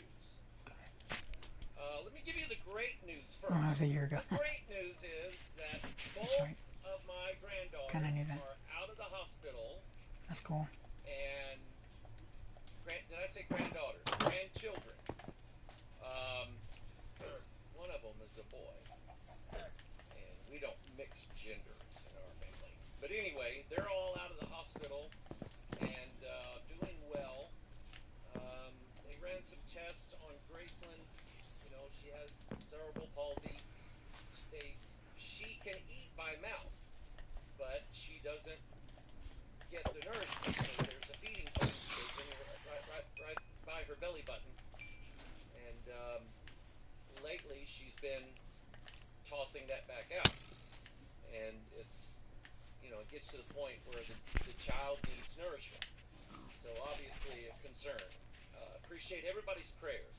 And some of you have sent wonderful, amazing gifts to Matthew and Paige, and I appreciate it on their behalf. I appreciate it. And then our daughter Courtney with little Judah. Tragic accident, and reliving this now, which is hard. Like even today, when I think about being electrocuted, I don't like it. I don't like lightning outside. I go inside. I didn't used to, but I do. It's just a response that you have. And anytime you have had some form of very tragic trauma, it is hard to get that out of your mind, which is, I mean, we have Vietnam vets. Vietnam, who still react because of what they endured in Vietnam. And that goes along with the Iraqi veterans, the Middle East things. My heart goes out to you. They come back, and most of them just turn to drugs or drinking or kill themselves. And they need help. They need God, but they need help. And God is always a good help. So just continue to pray for our family, and I just sincerely appreciate it. The lesser, to me, the lesser of the two good news is I got an email today from the German production company that is putting together and filming a documentary series on UFOs, and they confirmed in the email today that they are going to film me this summer and have it as part of their documentary. Now, I don't know what direction their documentary is going with it. It doesn't scare me. I'm going to say what the Bible says, and as long as I stick with the Bible, then it's not my words that are taken out of context or not put in the right frame or what have you. They didn't do it to me. It's not my words. They did it to God. And that's what I've been praying for today, is that in that process, that I stick to the Word of God, which is where I'm headed today. I have a pastor friend, and my pastor friends, I don't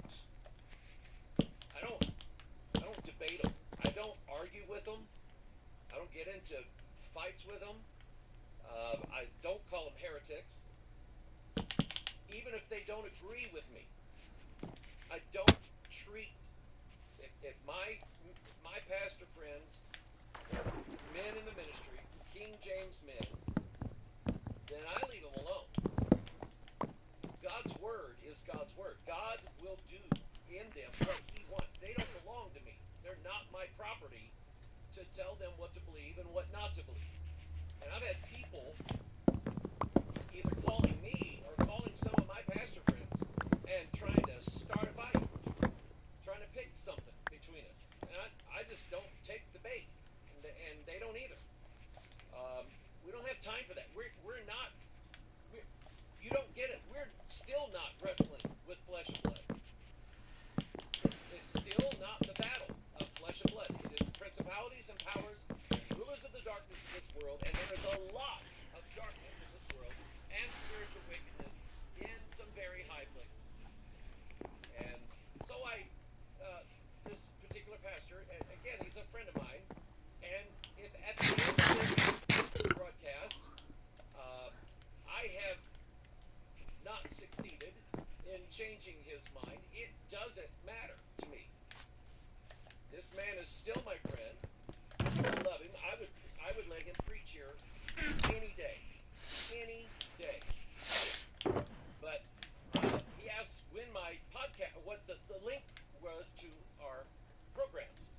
So I sent him 3 links, and I thought about it for a minute, and I sent him a picture. And I have given you some of the background of this particular photograph. It comes to me from a pastor, a King James only pastor, who pastors a fundamental Baptist church around the Lake of the Ozarks in Missouri. And he showed me this, and I went, yep, I know what it is. And because I was preaching at his church that night. Okay, you can't do it. Okay. And I said, where did you get this? And it was a family member of his that was out in Colorado. This is Wow. in Colorado. I can't remember the exact location, but you know, Colorado is like you see here. It's all flat, and then you hit the Rocky Mountains, and you go straight up. And when they took this picture, if you look carefully at this photograph, where my cursor is waving down here, you can see that they took this from an automobile driving down the road because the nearscape is blurry because of, and the far landscape is in focus because it's not moving down here. You can see that they took this from an automobile driving down the road because the nearscape is blurry because of the motion, and the far landscape is in focus because it's not moving the way the near landscape is. So this is they were going down the road, it looks like, saw the mountains. That is beautiful. Honey, I got to get a picture of this. Click on the phone. And then after, and I don't know when after or what, but after they took this picture and they looked at it, probably on a computer or their tablet or their phone maybe, they see something in the image. Now, I'm going to go back.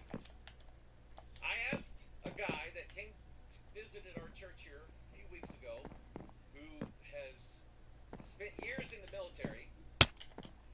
He's an Iraqi veteran, served his country, and he is a trained observer.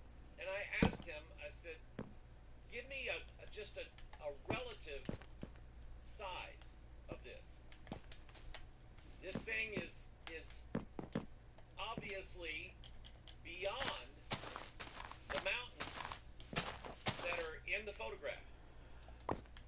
The mountains there are big. And I said just a ballpark, and I don't remember his exact figure, but it was in the hundreds of meters. This is no small thing. This is, and here's my point on this picture. Because I trust the source of it, wouldn't lie to me. No reason for him to. Now, is every man a liar? Yeah, so am I. We get things wrong. Shit. We say things that are not right. We do it. It's in our... Because are big. And we try not to do it again. But it's inherent in our nature. Can we be wrong about things? All of it. We get things wrong. We say things that are not right. We do it. It's in our flesh. And God forgives us. We repent. God punishes us sometimes. And we move on. And we try not to do it again. But it's inherent in our nature. Can we be wrong about things? All of us are wrong. God is the only one who's wrong about everything. And we're not God. But I know some preachers that think they are. But anyway, that's beside the point. But anyway, there's no reason for me to mistrust this photograph. I have every reason to trust the source on this, that this was not photoshopped. This was not this photograph. I have every reason to trust the source on this, that this was not photoshopped, this was not painted in, sketched in somehow, some way, airbrushed or whatever. You do a lot of things now with computers you couldn't do 20 years ago, 30 years ago. You just couldn't do it. And I do not believe that this is that. I've seen fake UFO videos, fake demon videos. I've seen all kinds of fake videos. Fake giant skeleton pictures. Really? Come on. Okay? I've seen the real pictures. These are fakes, people. They're not real pictures. This does not bear the marks of something being a fake. So when you switch it over, you highlight certain areas, make it bigger, you see then what it is. It takes a shape. My point is, this is a thing. It is, and let's be reasonable. And the Bible is a reasonable book. It is not a book of fairy tales and myths that we're told to believe with no evidence whatsoever. If God said it, He knows what He said. He knows what He's talking about. He put it in His Word, and we trust this book no matter what. And I'll get to this book. Because whether you believe this photograph or not is irrelevant. Believing the scriptures, that's what's relevant. And then, but seeing them also in the light of the days that we're in, this is a thing. It is an object. It is an object in the sky. And let's apply some reasoning here. Let me show you a picture. Okay? Just ponder this for a minute while I sip some tea. This is called the turtle on the fence post. And there are several variants of this. Several versions of the story. But it teaches a reasoning lesson. Something that you could even use in a court of law. There are some things that just don't have to be proven in a court. Things like 4 plus 4.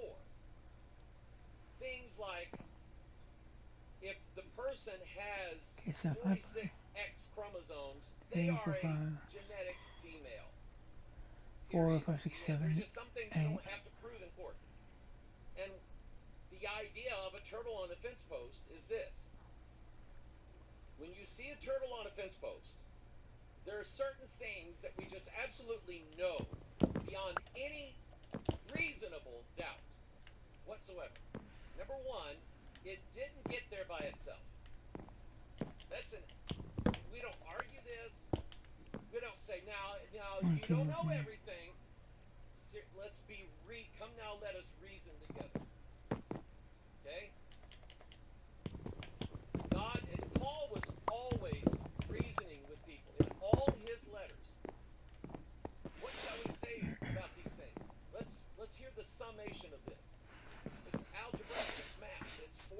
before. When you see a turtle on a fence post, number one, you know it didn't get there by itself. Number two, there's no reason for the turtle to put itself or even want to be on the fence post. So the only logical conclusion that you could draw from this photograph is that someone put the turtle on the fence post. Now, there is a minimum chance that an eagle carrying this turtle in the process of taking off may have dropped the turtle and it just happened to have landed on top of this fence post in this position. It's a possibility. You couldn't rule it out. But to say that the turtle put itself on the fence post didn't happen. And you'll never get anybody to believe that. We're past this on the UFO evidence issue. We got past this a while back. A few years ago, we started moving in that direction. For the first time ever, and I have known my wife's mother and father since 1980, when they started coming here to Bethel. I was 14 in 1980. They started coming here. Lisa was... Anyway, she was pretty. So, but I've known them that long. And what I know about them is that they come from a generation where you didn't believe... There was no such thing as ghosts, witches, demons, and Martians, and flying saucers, she called it. But I guess they got to talking Sunday afternoon about what I had said about, we might be filming a documentary here come this summer, so just be prepared. It's going to be on this subject, because I almost never bring this up in the church setting. I've always tried to keep that ministry separate, just because of the thing that I'm doing at the time. I'm either teaching Sunday school, or I'm preaching an evangelistic message, or I'm teaching, from the scriptures, certain points of doctrine, or going through the books of the Bible. It's things like Pastor Mike Online and Watchman Broadcast, and things like that, where maybe I go to a prophecy conference, and they say, will you speak on this? Okay, I'll speak on that. But they brought it up. The first time any one of them has ever said anything to me about UFOs was Sunday afternoon. If you were watching, you saw me and Gloria engaged in a conversation. And she asked me, she said, Mike, I got to ask you a question. Now, that always scares me a little bit. She says, has anybody ever captured one of these, I call them flying saucers? I said, well, let me show you what I know from the Bible. And she said, that's fair enough. And I gave them the scriptures, and I'm going to show you, I didn't give them all what I'm going to show you today, but I gave them some of the simple points of here's what we have to do. Let's find out what is biblically possible. Because if you don't believe that turtle got on that fence post, and the Bible does not give us an account of what these are, then there's no point in me bringing it up, much less spending an hour and a half, 2 hours of my time today to tell you what this is. There's no cause for it. The rule is if God is silent, we should be too. If God kept his mouth shut on something, we need to keep our mouth shut too. The question of, did Adam have a belly button? God didn't put it in the Word. So who cares? What does it matter? That issue matters nothing. It's not even a question that God brings up anywhere in his Word. And there's enough Bible verses here that if there's enough real estate in this book, if God wanted to brought up, it would have been brought up in here. Maybe it is, you just don't know it. About our Bible, that it is the complete record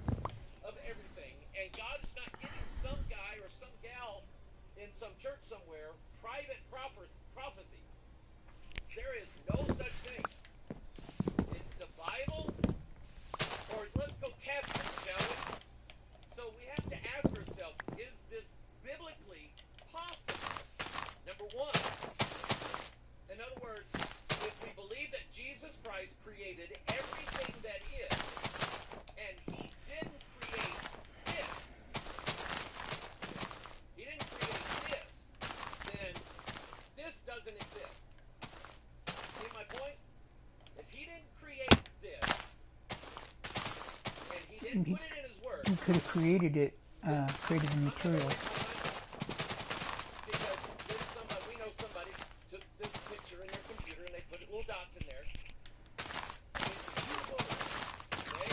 So, do you know who this guy is? His name is Alexander Crowley.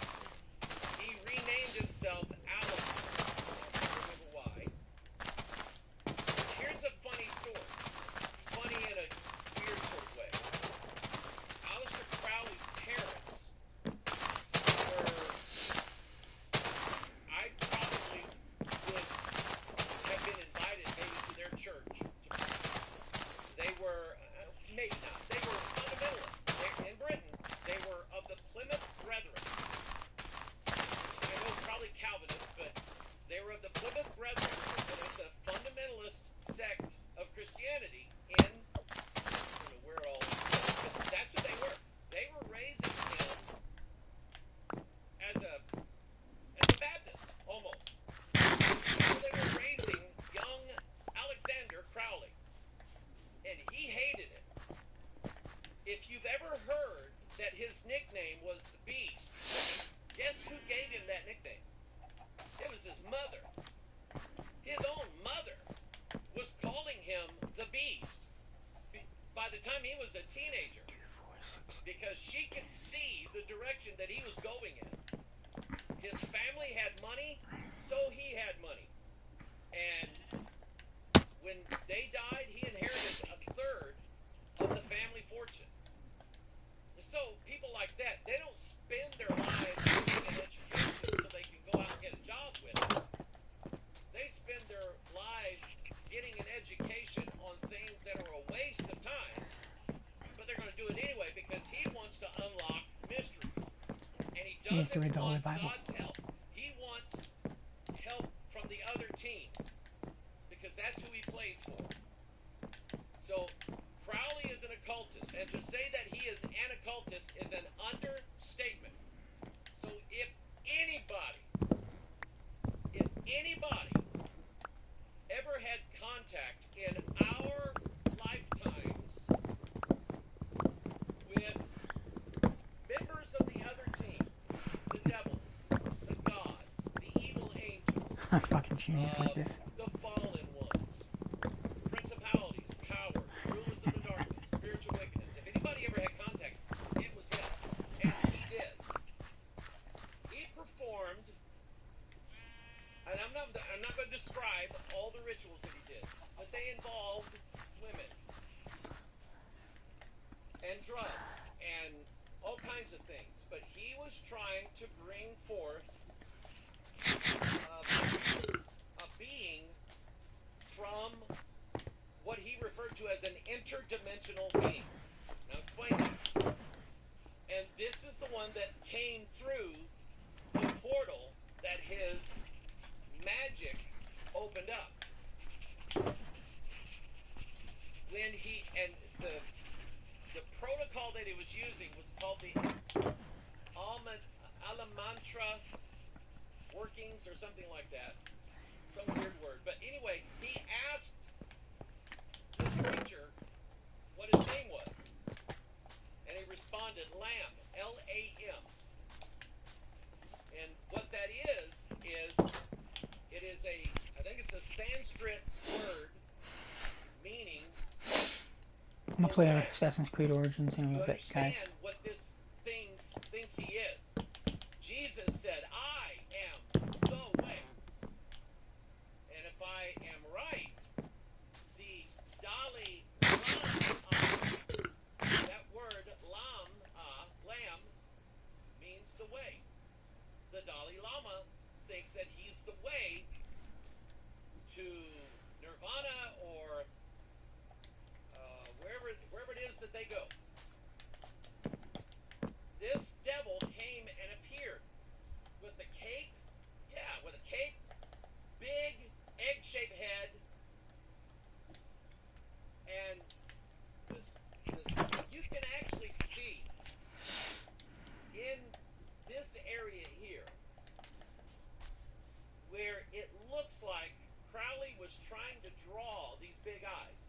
I can't say that for sure. But this sure looks like what other people have said that they refer to as aliens. Now that word is actually in the Bible. And it means literally this. And in this case, since you and I have been born again, our nativity, the Dumb land of our douchebag. birth, is not this Piece world. of shit. This is why I don't do that. It is Jerusalem above is our mother. God is our Faggot. father. So we Hold on.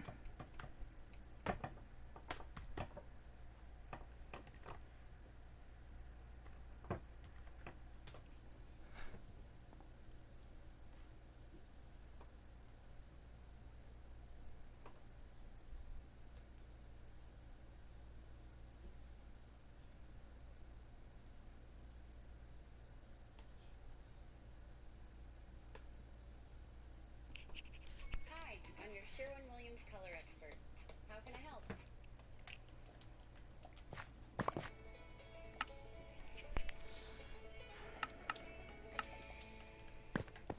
Up in the back there? It's well known that you have a huge interest in the occult and one of the largest collections of books on that I topic. don't have a huge collection. Somebody wrote I had 20,000 books. I'd have to live in a bath.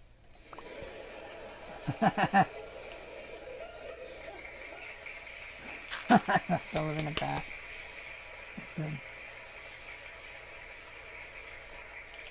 I have maybe 4 or 5. I have The Devil Rides Out, first edition, signed to me by Dennis Wheatley. There's a book just come out about him called The Devil is a Gentleman. And I have met people who claimed to be Satanists, who claimed to be involved with black magic, who claimed that they not only knew a lot about it, but as I said, I've certainly not been involved, and I warn all of you, never, never, never. You'll not only lose your mind, you lose your soul. I don't have a big library in Newcastle, no. Look, the internet and the media, if they can't think of something to do, they invent it.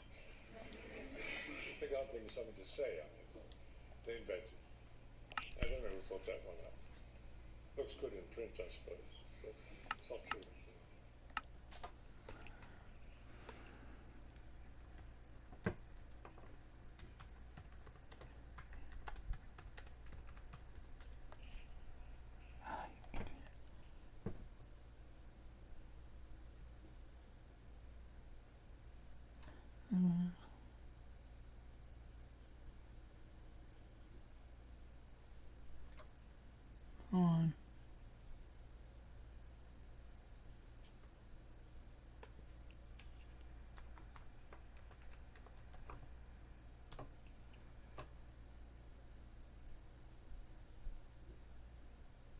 On. Hello, and greetings to you all, wherever you may be. And thank you, as always, for your appreciation and help during my life as an actor. Many of you will be wondering why I'm wearing this hat. There is a very good reason. This hat was left to me in his will by my dear, dear friend, the late Vincent Price. He always wore it on Christmas Day, and so do I. And I have done for quite a few years. Maybe I've even done it on this program. Hold on. It's one thing I'd like to mention, as you all know, The Wicker Man, 2015 though. which is described as the final cut, Passed away is now 2015. showing in the theatres and cinemas, and of course on DVD. This, in my opinion, and not just mine, 93 years old. Wow. but most people, particularly critics, and above all, the audience, is one of the greatest British films ever made. Wow, he was in World War II. It ranks within the top Beautiful 10 soul. Beautiful of soul. all time, and deservedly so. But there's one thing I'd like to mention, because it seldom is mentioned. This could not have been done, this film could not have been made if it had not been for one man who has never, in my opinion, received the approbation, credit for the production of the film. The man who said, make the film, happened to be the head of British Lion at the time.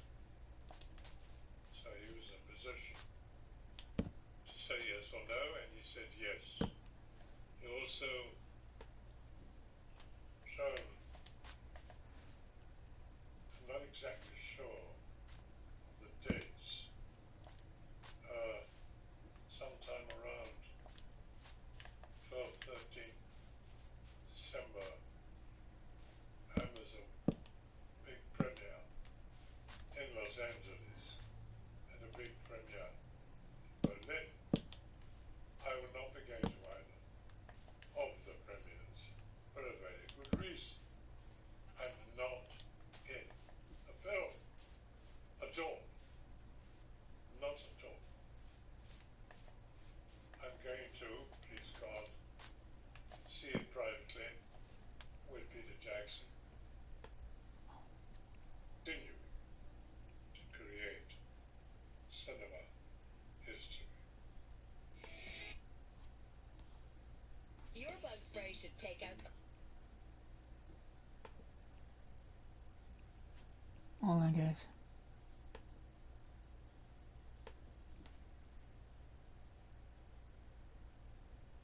No, you fucking retards. I hope someone kills these motherfuckers. God smite them.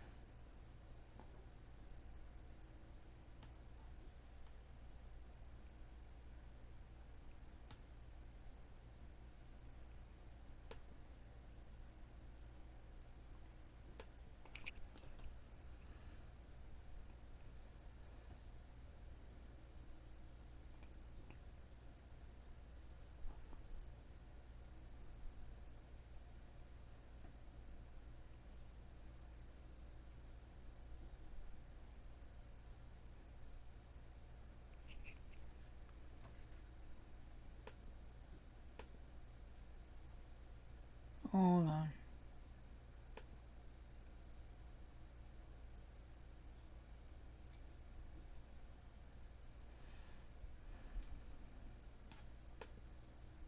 He saw the black bear, but the bear was carrying a child.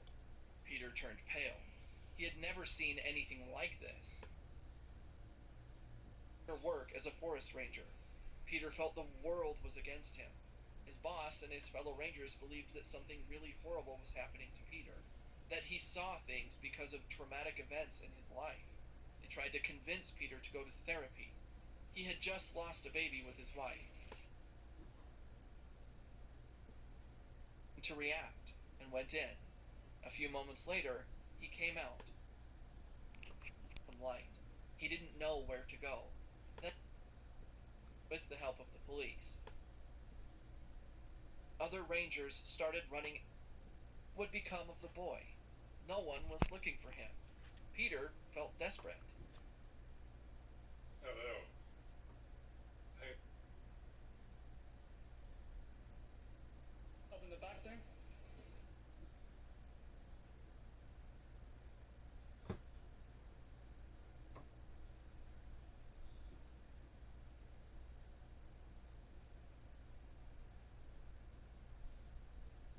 Sure. But this sure looks like what other people have said they refer to as aliens. Now that word is actually in the Bible. And it means literally this. In this case, since you and I have been born again, our nativity, the land of our birth, is not this world. It is that one. It is Jerusalem above is our mother. God is our father. So we are, as Paul said, aliens and strangers in this world. We don't belong here. And yes, amen, I'll gladly go. Amen. Let's get up to the truck and let's go. So the word alien actually is a biblical word, and it applies.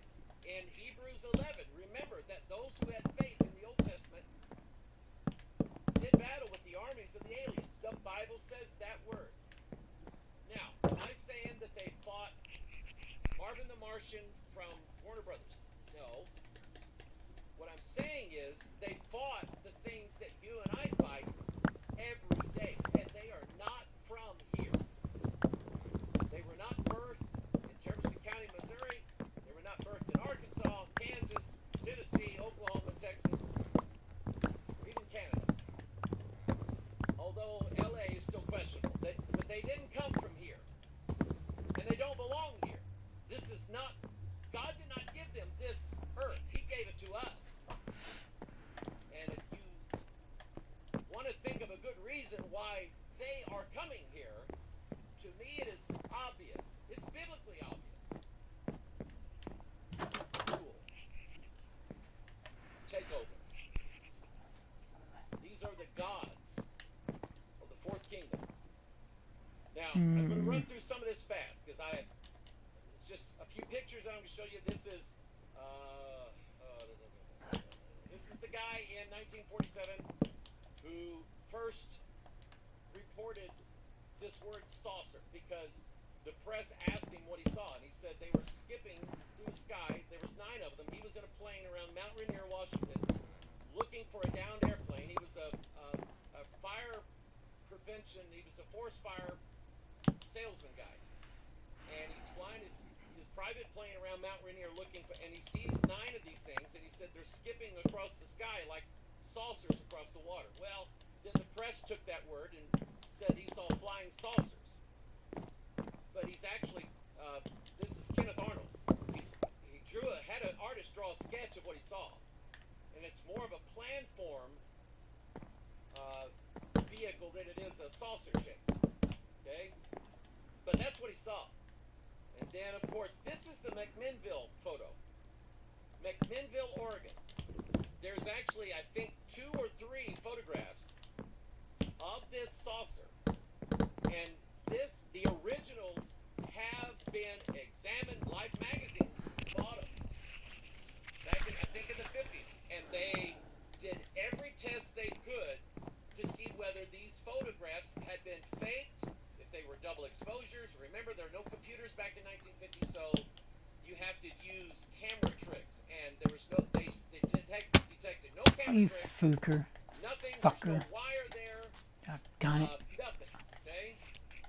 So, this is a thing in the air that, for now, let's say we don't know what it is, but it's a thing in the air. It's a turtle on a fence post, and the question is, why is it there? What does it want? And what's it doing here? Since we know that nobody that we know of made that. We know that. So why is it here? Where did it come from? What's it doing? We're going to apply reason and logic instead of just feelings and emotions. Well, I feel it's like this. Okay? Again, the photograph on the bottom here. I mean, it looks like one of those old hats, right? There's actually, this is part of 3 photographs a guy took from his pickup truck. This looks like the old route. This is the south somewhere. I can't remember exactly what it is. That looks like the old Route 66. That looks like the cotton field there.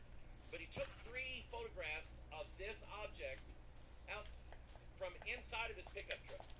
Again, the photographs have been examined, tested. You can take photographs like this now and use Photoshop and the different filters in there to detect things that the eye wouldn't see, that the computer would. You could actually, if this was the thing hanging from a string, you could probably still see the string in the photograph to this day.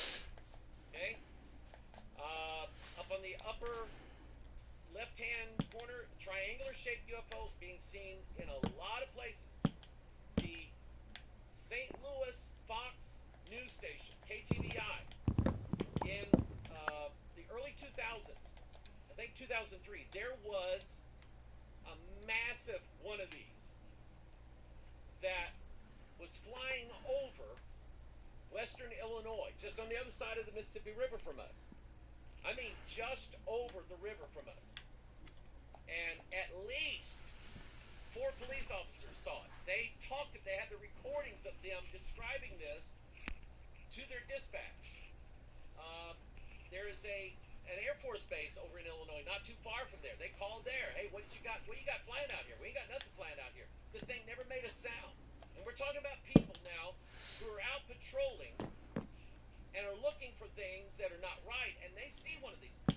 Like I said, the Fox affiliate, KTVI, did a 30-minute news deal on this UFO, saying, what is it? The one on the bottom, again, a lighted saucer-shaped object. It's in the air. You can almost see a trail coming out of it. Okay? Don't know what it is. The photograph here, a square shape. Another saucer shape there on the right, Bryce Canyon, Utah. The one on the left says August of '89. There was no Photoshop in 1989. I'm fair, because I was still using a Commodore 64 in 1989. Okay, I don't think Windows 3.1 had even come out yet in '89. So that leaves with a limited number of things that could be in 1989. Somebody threw this up in the air, took 20 photographs of it. This one is the one that turned out the best. Hanging on a wire.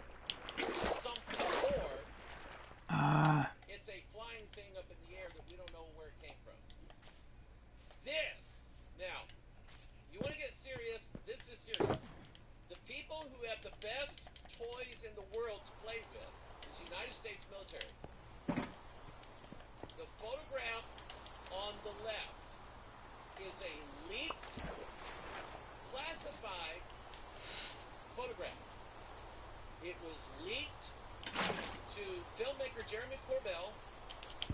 He does pretty good research, pretty good work, and he's been on all the talk shows now. He's saying the sad part is that people had to risk their careers and prison time leaking me these photographs when the Pentagon wouldn't release it. The story is, this is recent. There are at least 3 triangular-shaped UFOs in this picture. There was dozens of them in this event. They followed this ship for days, every night.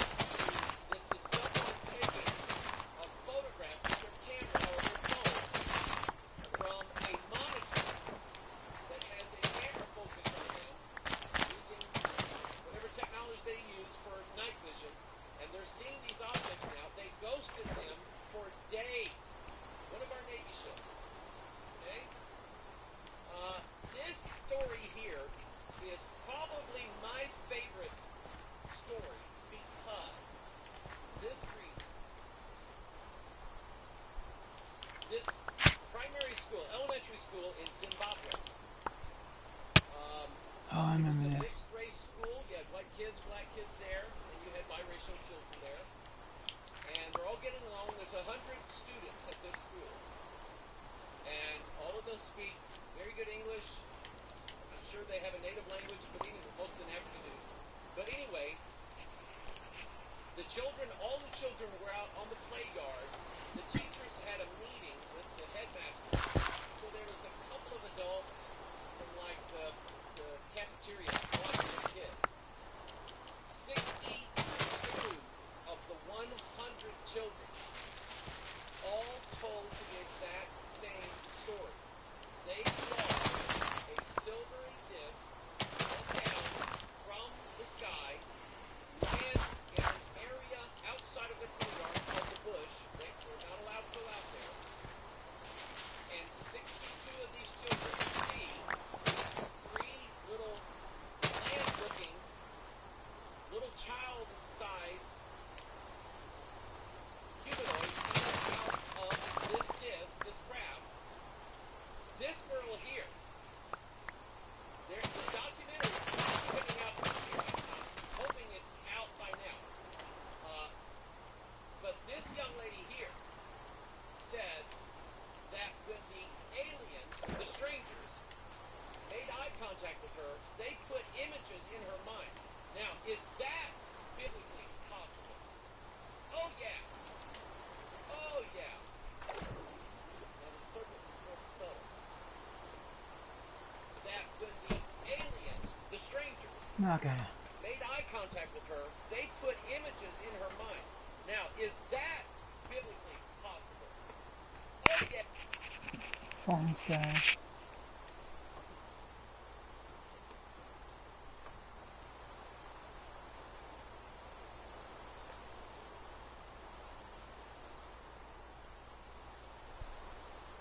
Episode 1.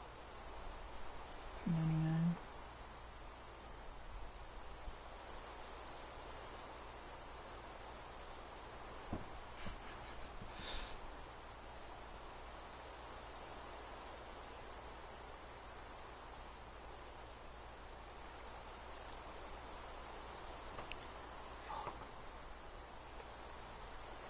Not that I want to, but hold on. You know what?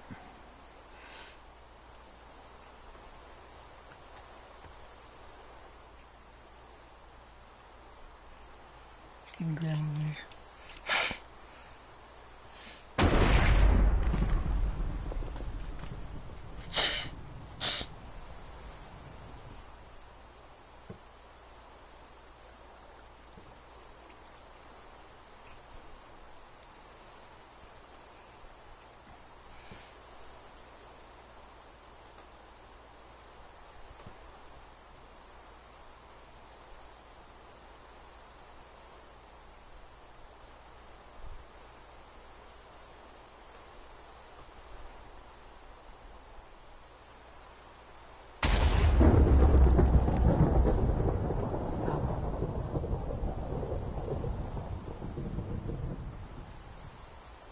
Hold on, let me see the trailer.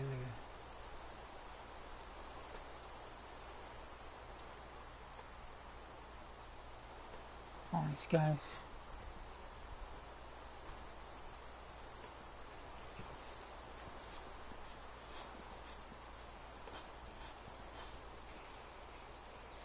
What?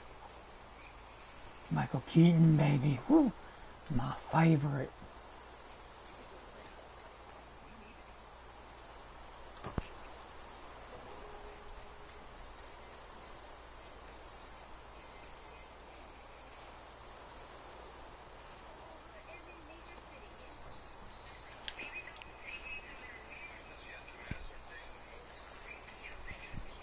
I might.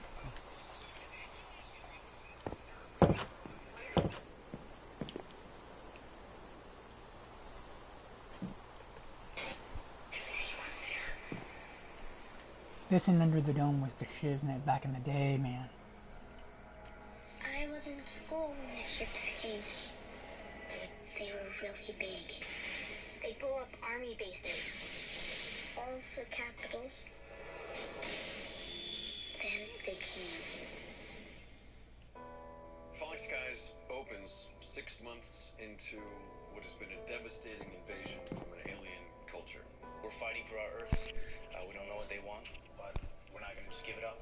Ultimately, it is about human survival. Now that the reset button has been pushed, if we had to start over and these survivors became the architects of the next civilization, how would you do it? Who are you when you are in the most painful, dire situation? What kind of person are you? Are you someone who gets up and fights and has hope? This is about how to try to retain your sense of humanity when just about everything is being taken away from you. I know that they don't want us here. Not any of us. Skitters came after us like locusts. All they wanted were the kids. We're gonna split up, we're gonna run, and we're gonna survive. I just want everything back to where it was. It's gonna get better. Things change. Some things don't. Here they come! Stay down! These things can be hit, and they can be hit hard.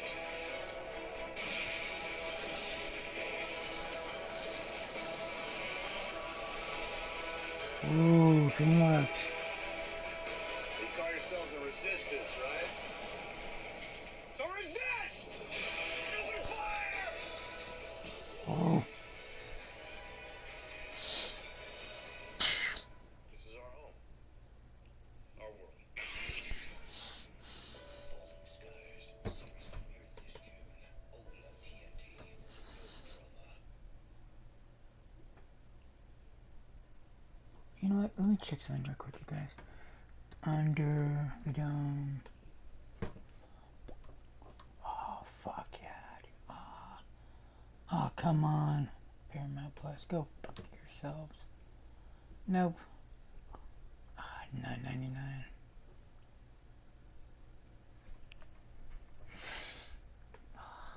Paramount Plus was cool though.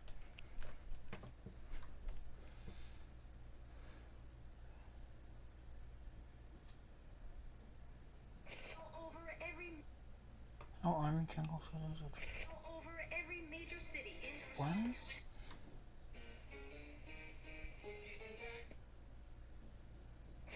over every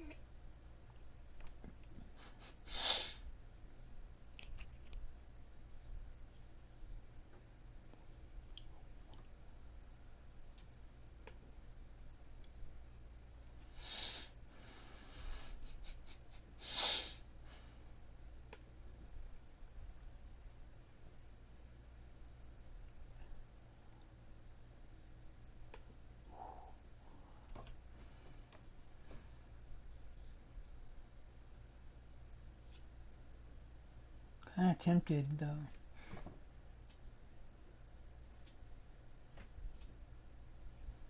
Trailer.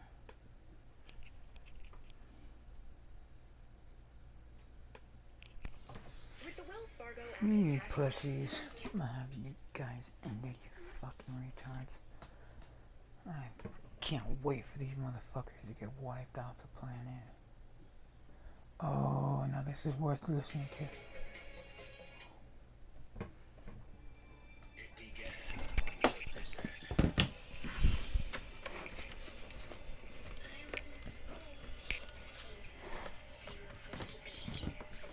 We weren't gonna attack them with the nuclear bombs because they might have wanted to be friends, but they didn't want to be friends. Not at all. There was a bright light that makes, like, all electronic stuff working. Everything. Then they came. There were millions of them. Exclusive preview of TNT's epic television series. Hold on, y'all. Hold on, y'all.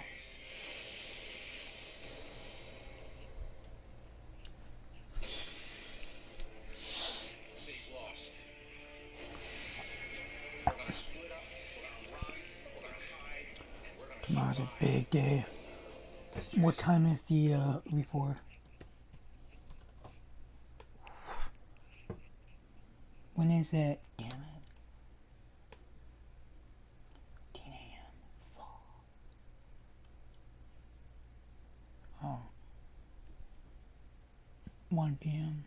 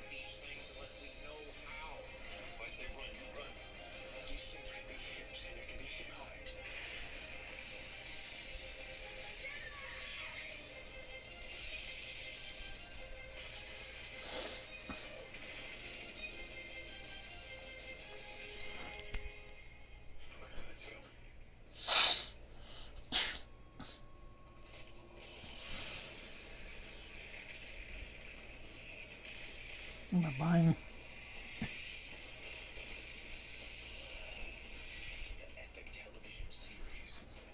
You know what, screw it, I'm gonna buy 3 of them.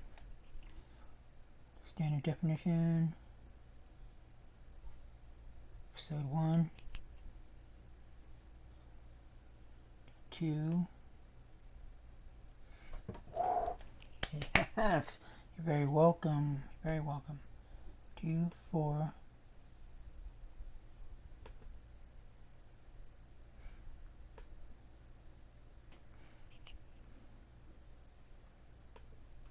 And 6. 40 minutes each.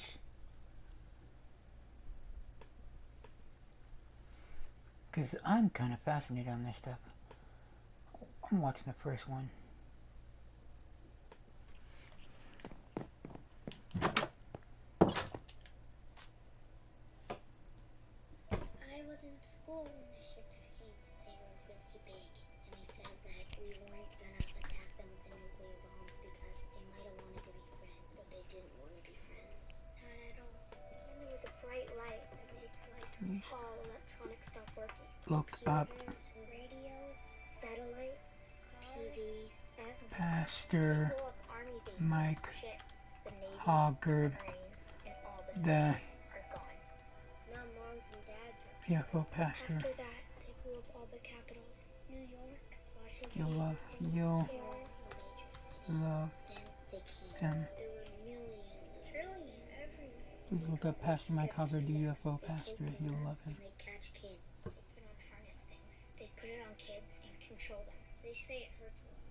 My parents went out to get some help and things, and I know they're gone. They're dead. Listen, it's okay to cry. Drawing and talking about it. No, he probably won't let me, huh? I have to do that because they'll probably take down this video or whatever. It'll be dog crap. Besides,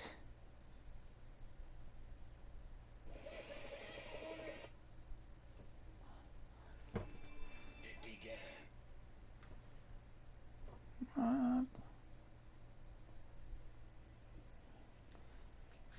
I was in school when the ships came. They were really...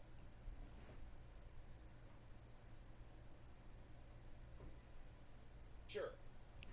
okay. But this sure looks like what other people have said they refer to as aliens.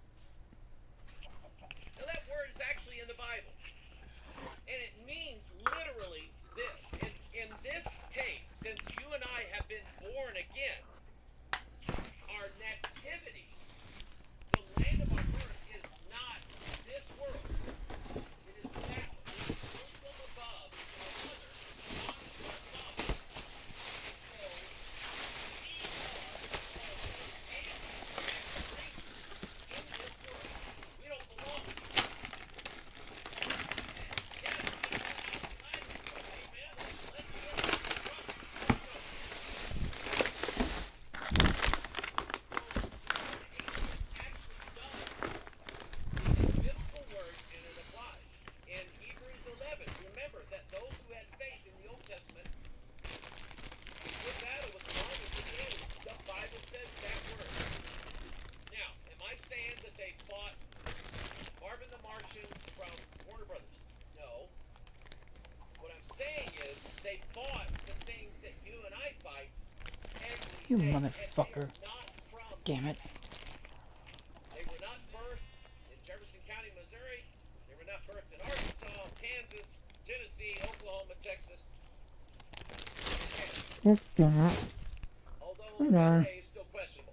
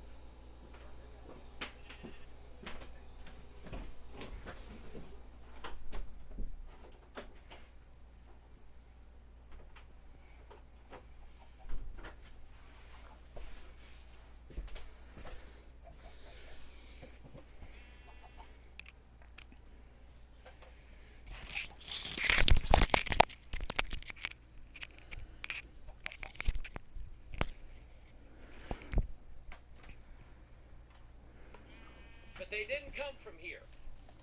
And they don't belong here.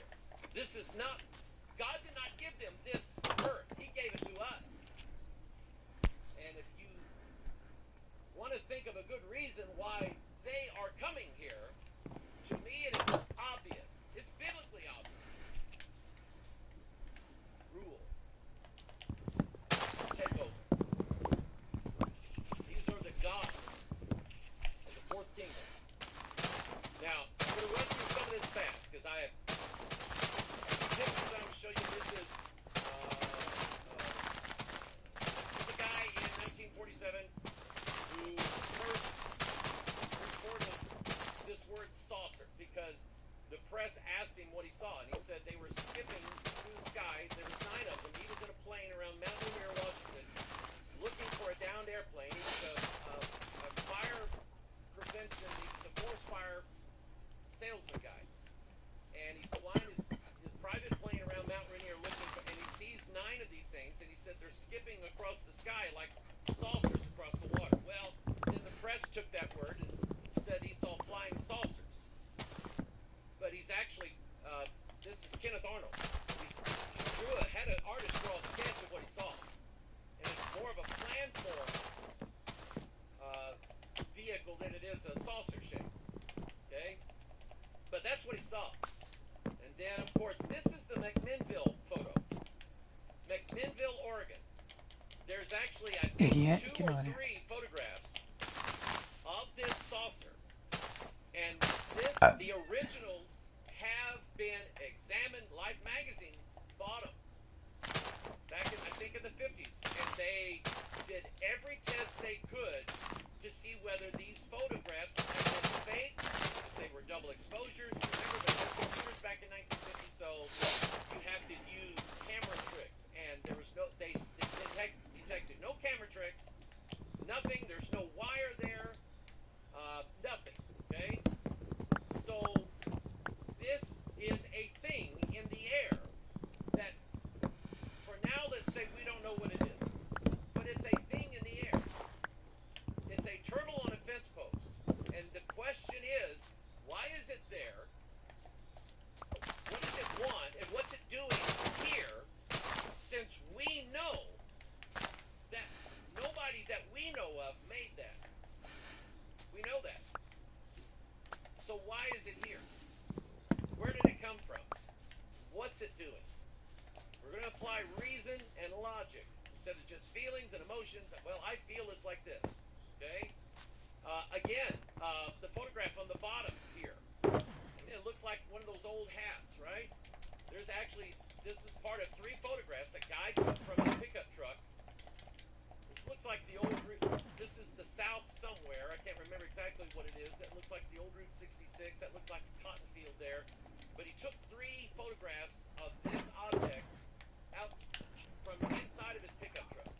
Again, the photographs have been examined, tested. You can take photographs like this now and use Photoshop and the different filters in there to detect things that the eye wouldn't see, that the computer would. You can actually, if this was the thing hanging from a string, you could probably still see the string in the photograph to this day.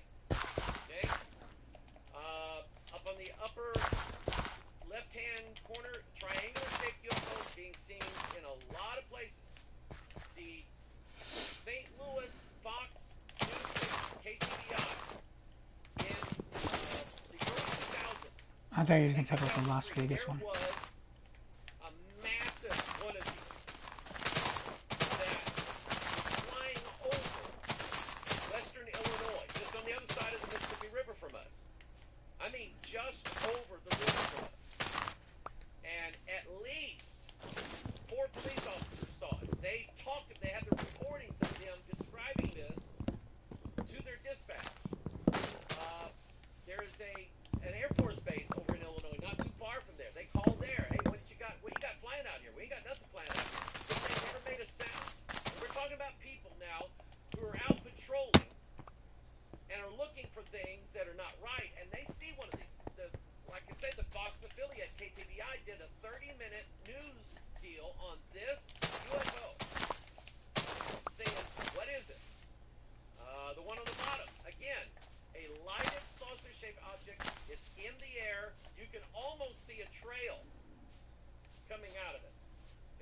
know what it is.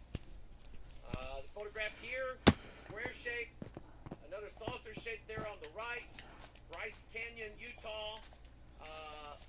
The one on the left says August of '89. There was no Photoshop in 1989. I'm fairly sure. Because I was still using a Commodore 64 in 1989. Okay? I don't think Windows 3.1 had even come out yet in '89. So that leaves you with a limited number of things that could be in 1989. Guys, I'm gonna Somebody threw this up in the air. go watch some 20 videos photographs of on it. This one is the one Minecraft that turned out building the best. again. Or they have it hanging on a wire or something, or it's a flying thing up in the air that we don't know where it came from. This, now, you want to get serious, this is serious. The people who have the best toys in the world to play with is the United States military. The photograph on the left is a leaked, classified photograph. It was leaked to filmmaker Jeremy Corbell. He does pretty good research, pretty good work, and he's been on all the talk shows now. He's saying the sad part is that people had to risk their careers and prison time leaking me these photographs when the Pentagon wouldn't release it. The story is, this is recent. There are at least 3 triangular-shaped UFOs in this picture. There was dozens of them in this event. They followed this ship for days, every night. They would go out and they could see them. They used, it's not infrared, but it's the night vision that the military has. They use the night vision to, this is someone taking a photograph with their camera or their phone from a monitor that has a camera focused on them. I'll catch you guys in the next live stream. I'm gonna go do some homework on Minecraft. Like, comment, subscribe. Thanks for watching. Peace.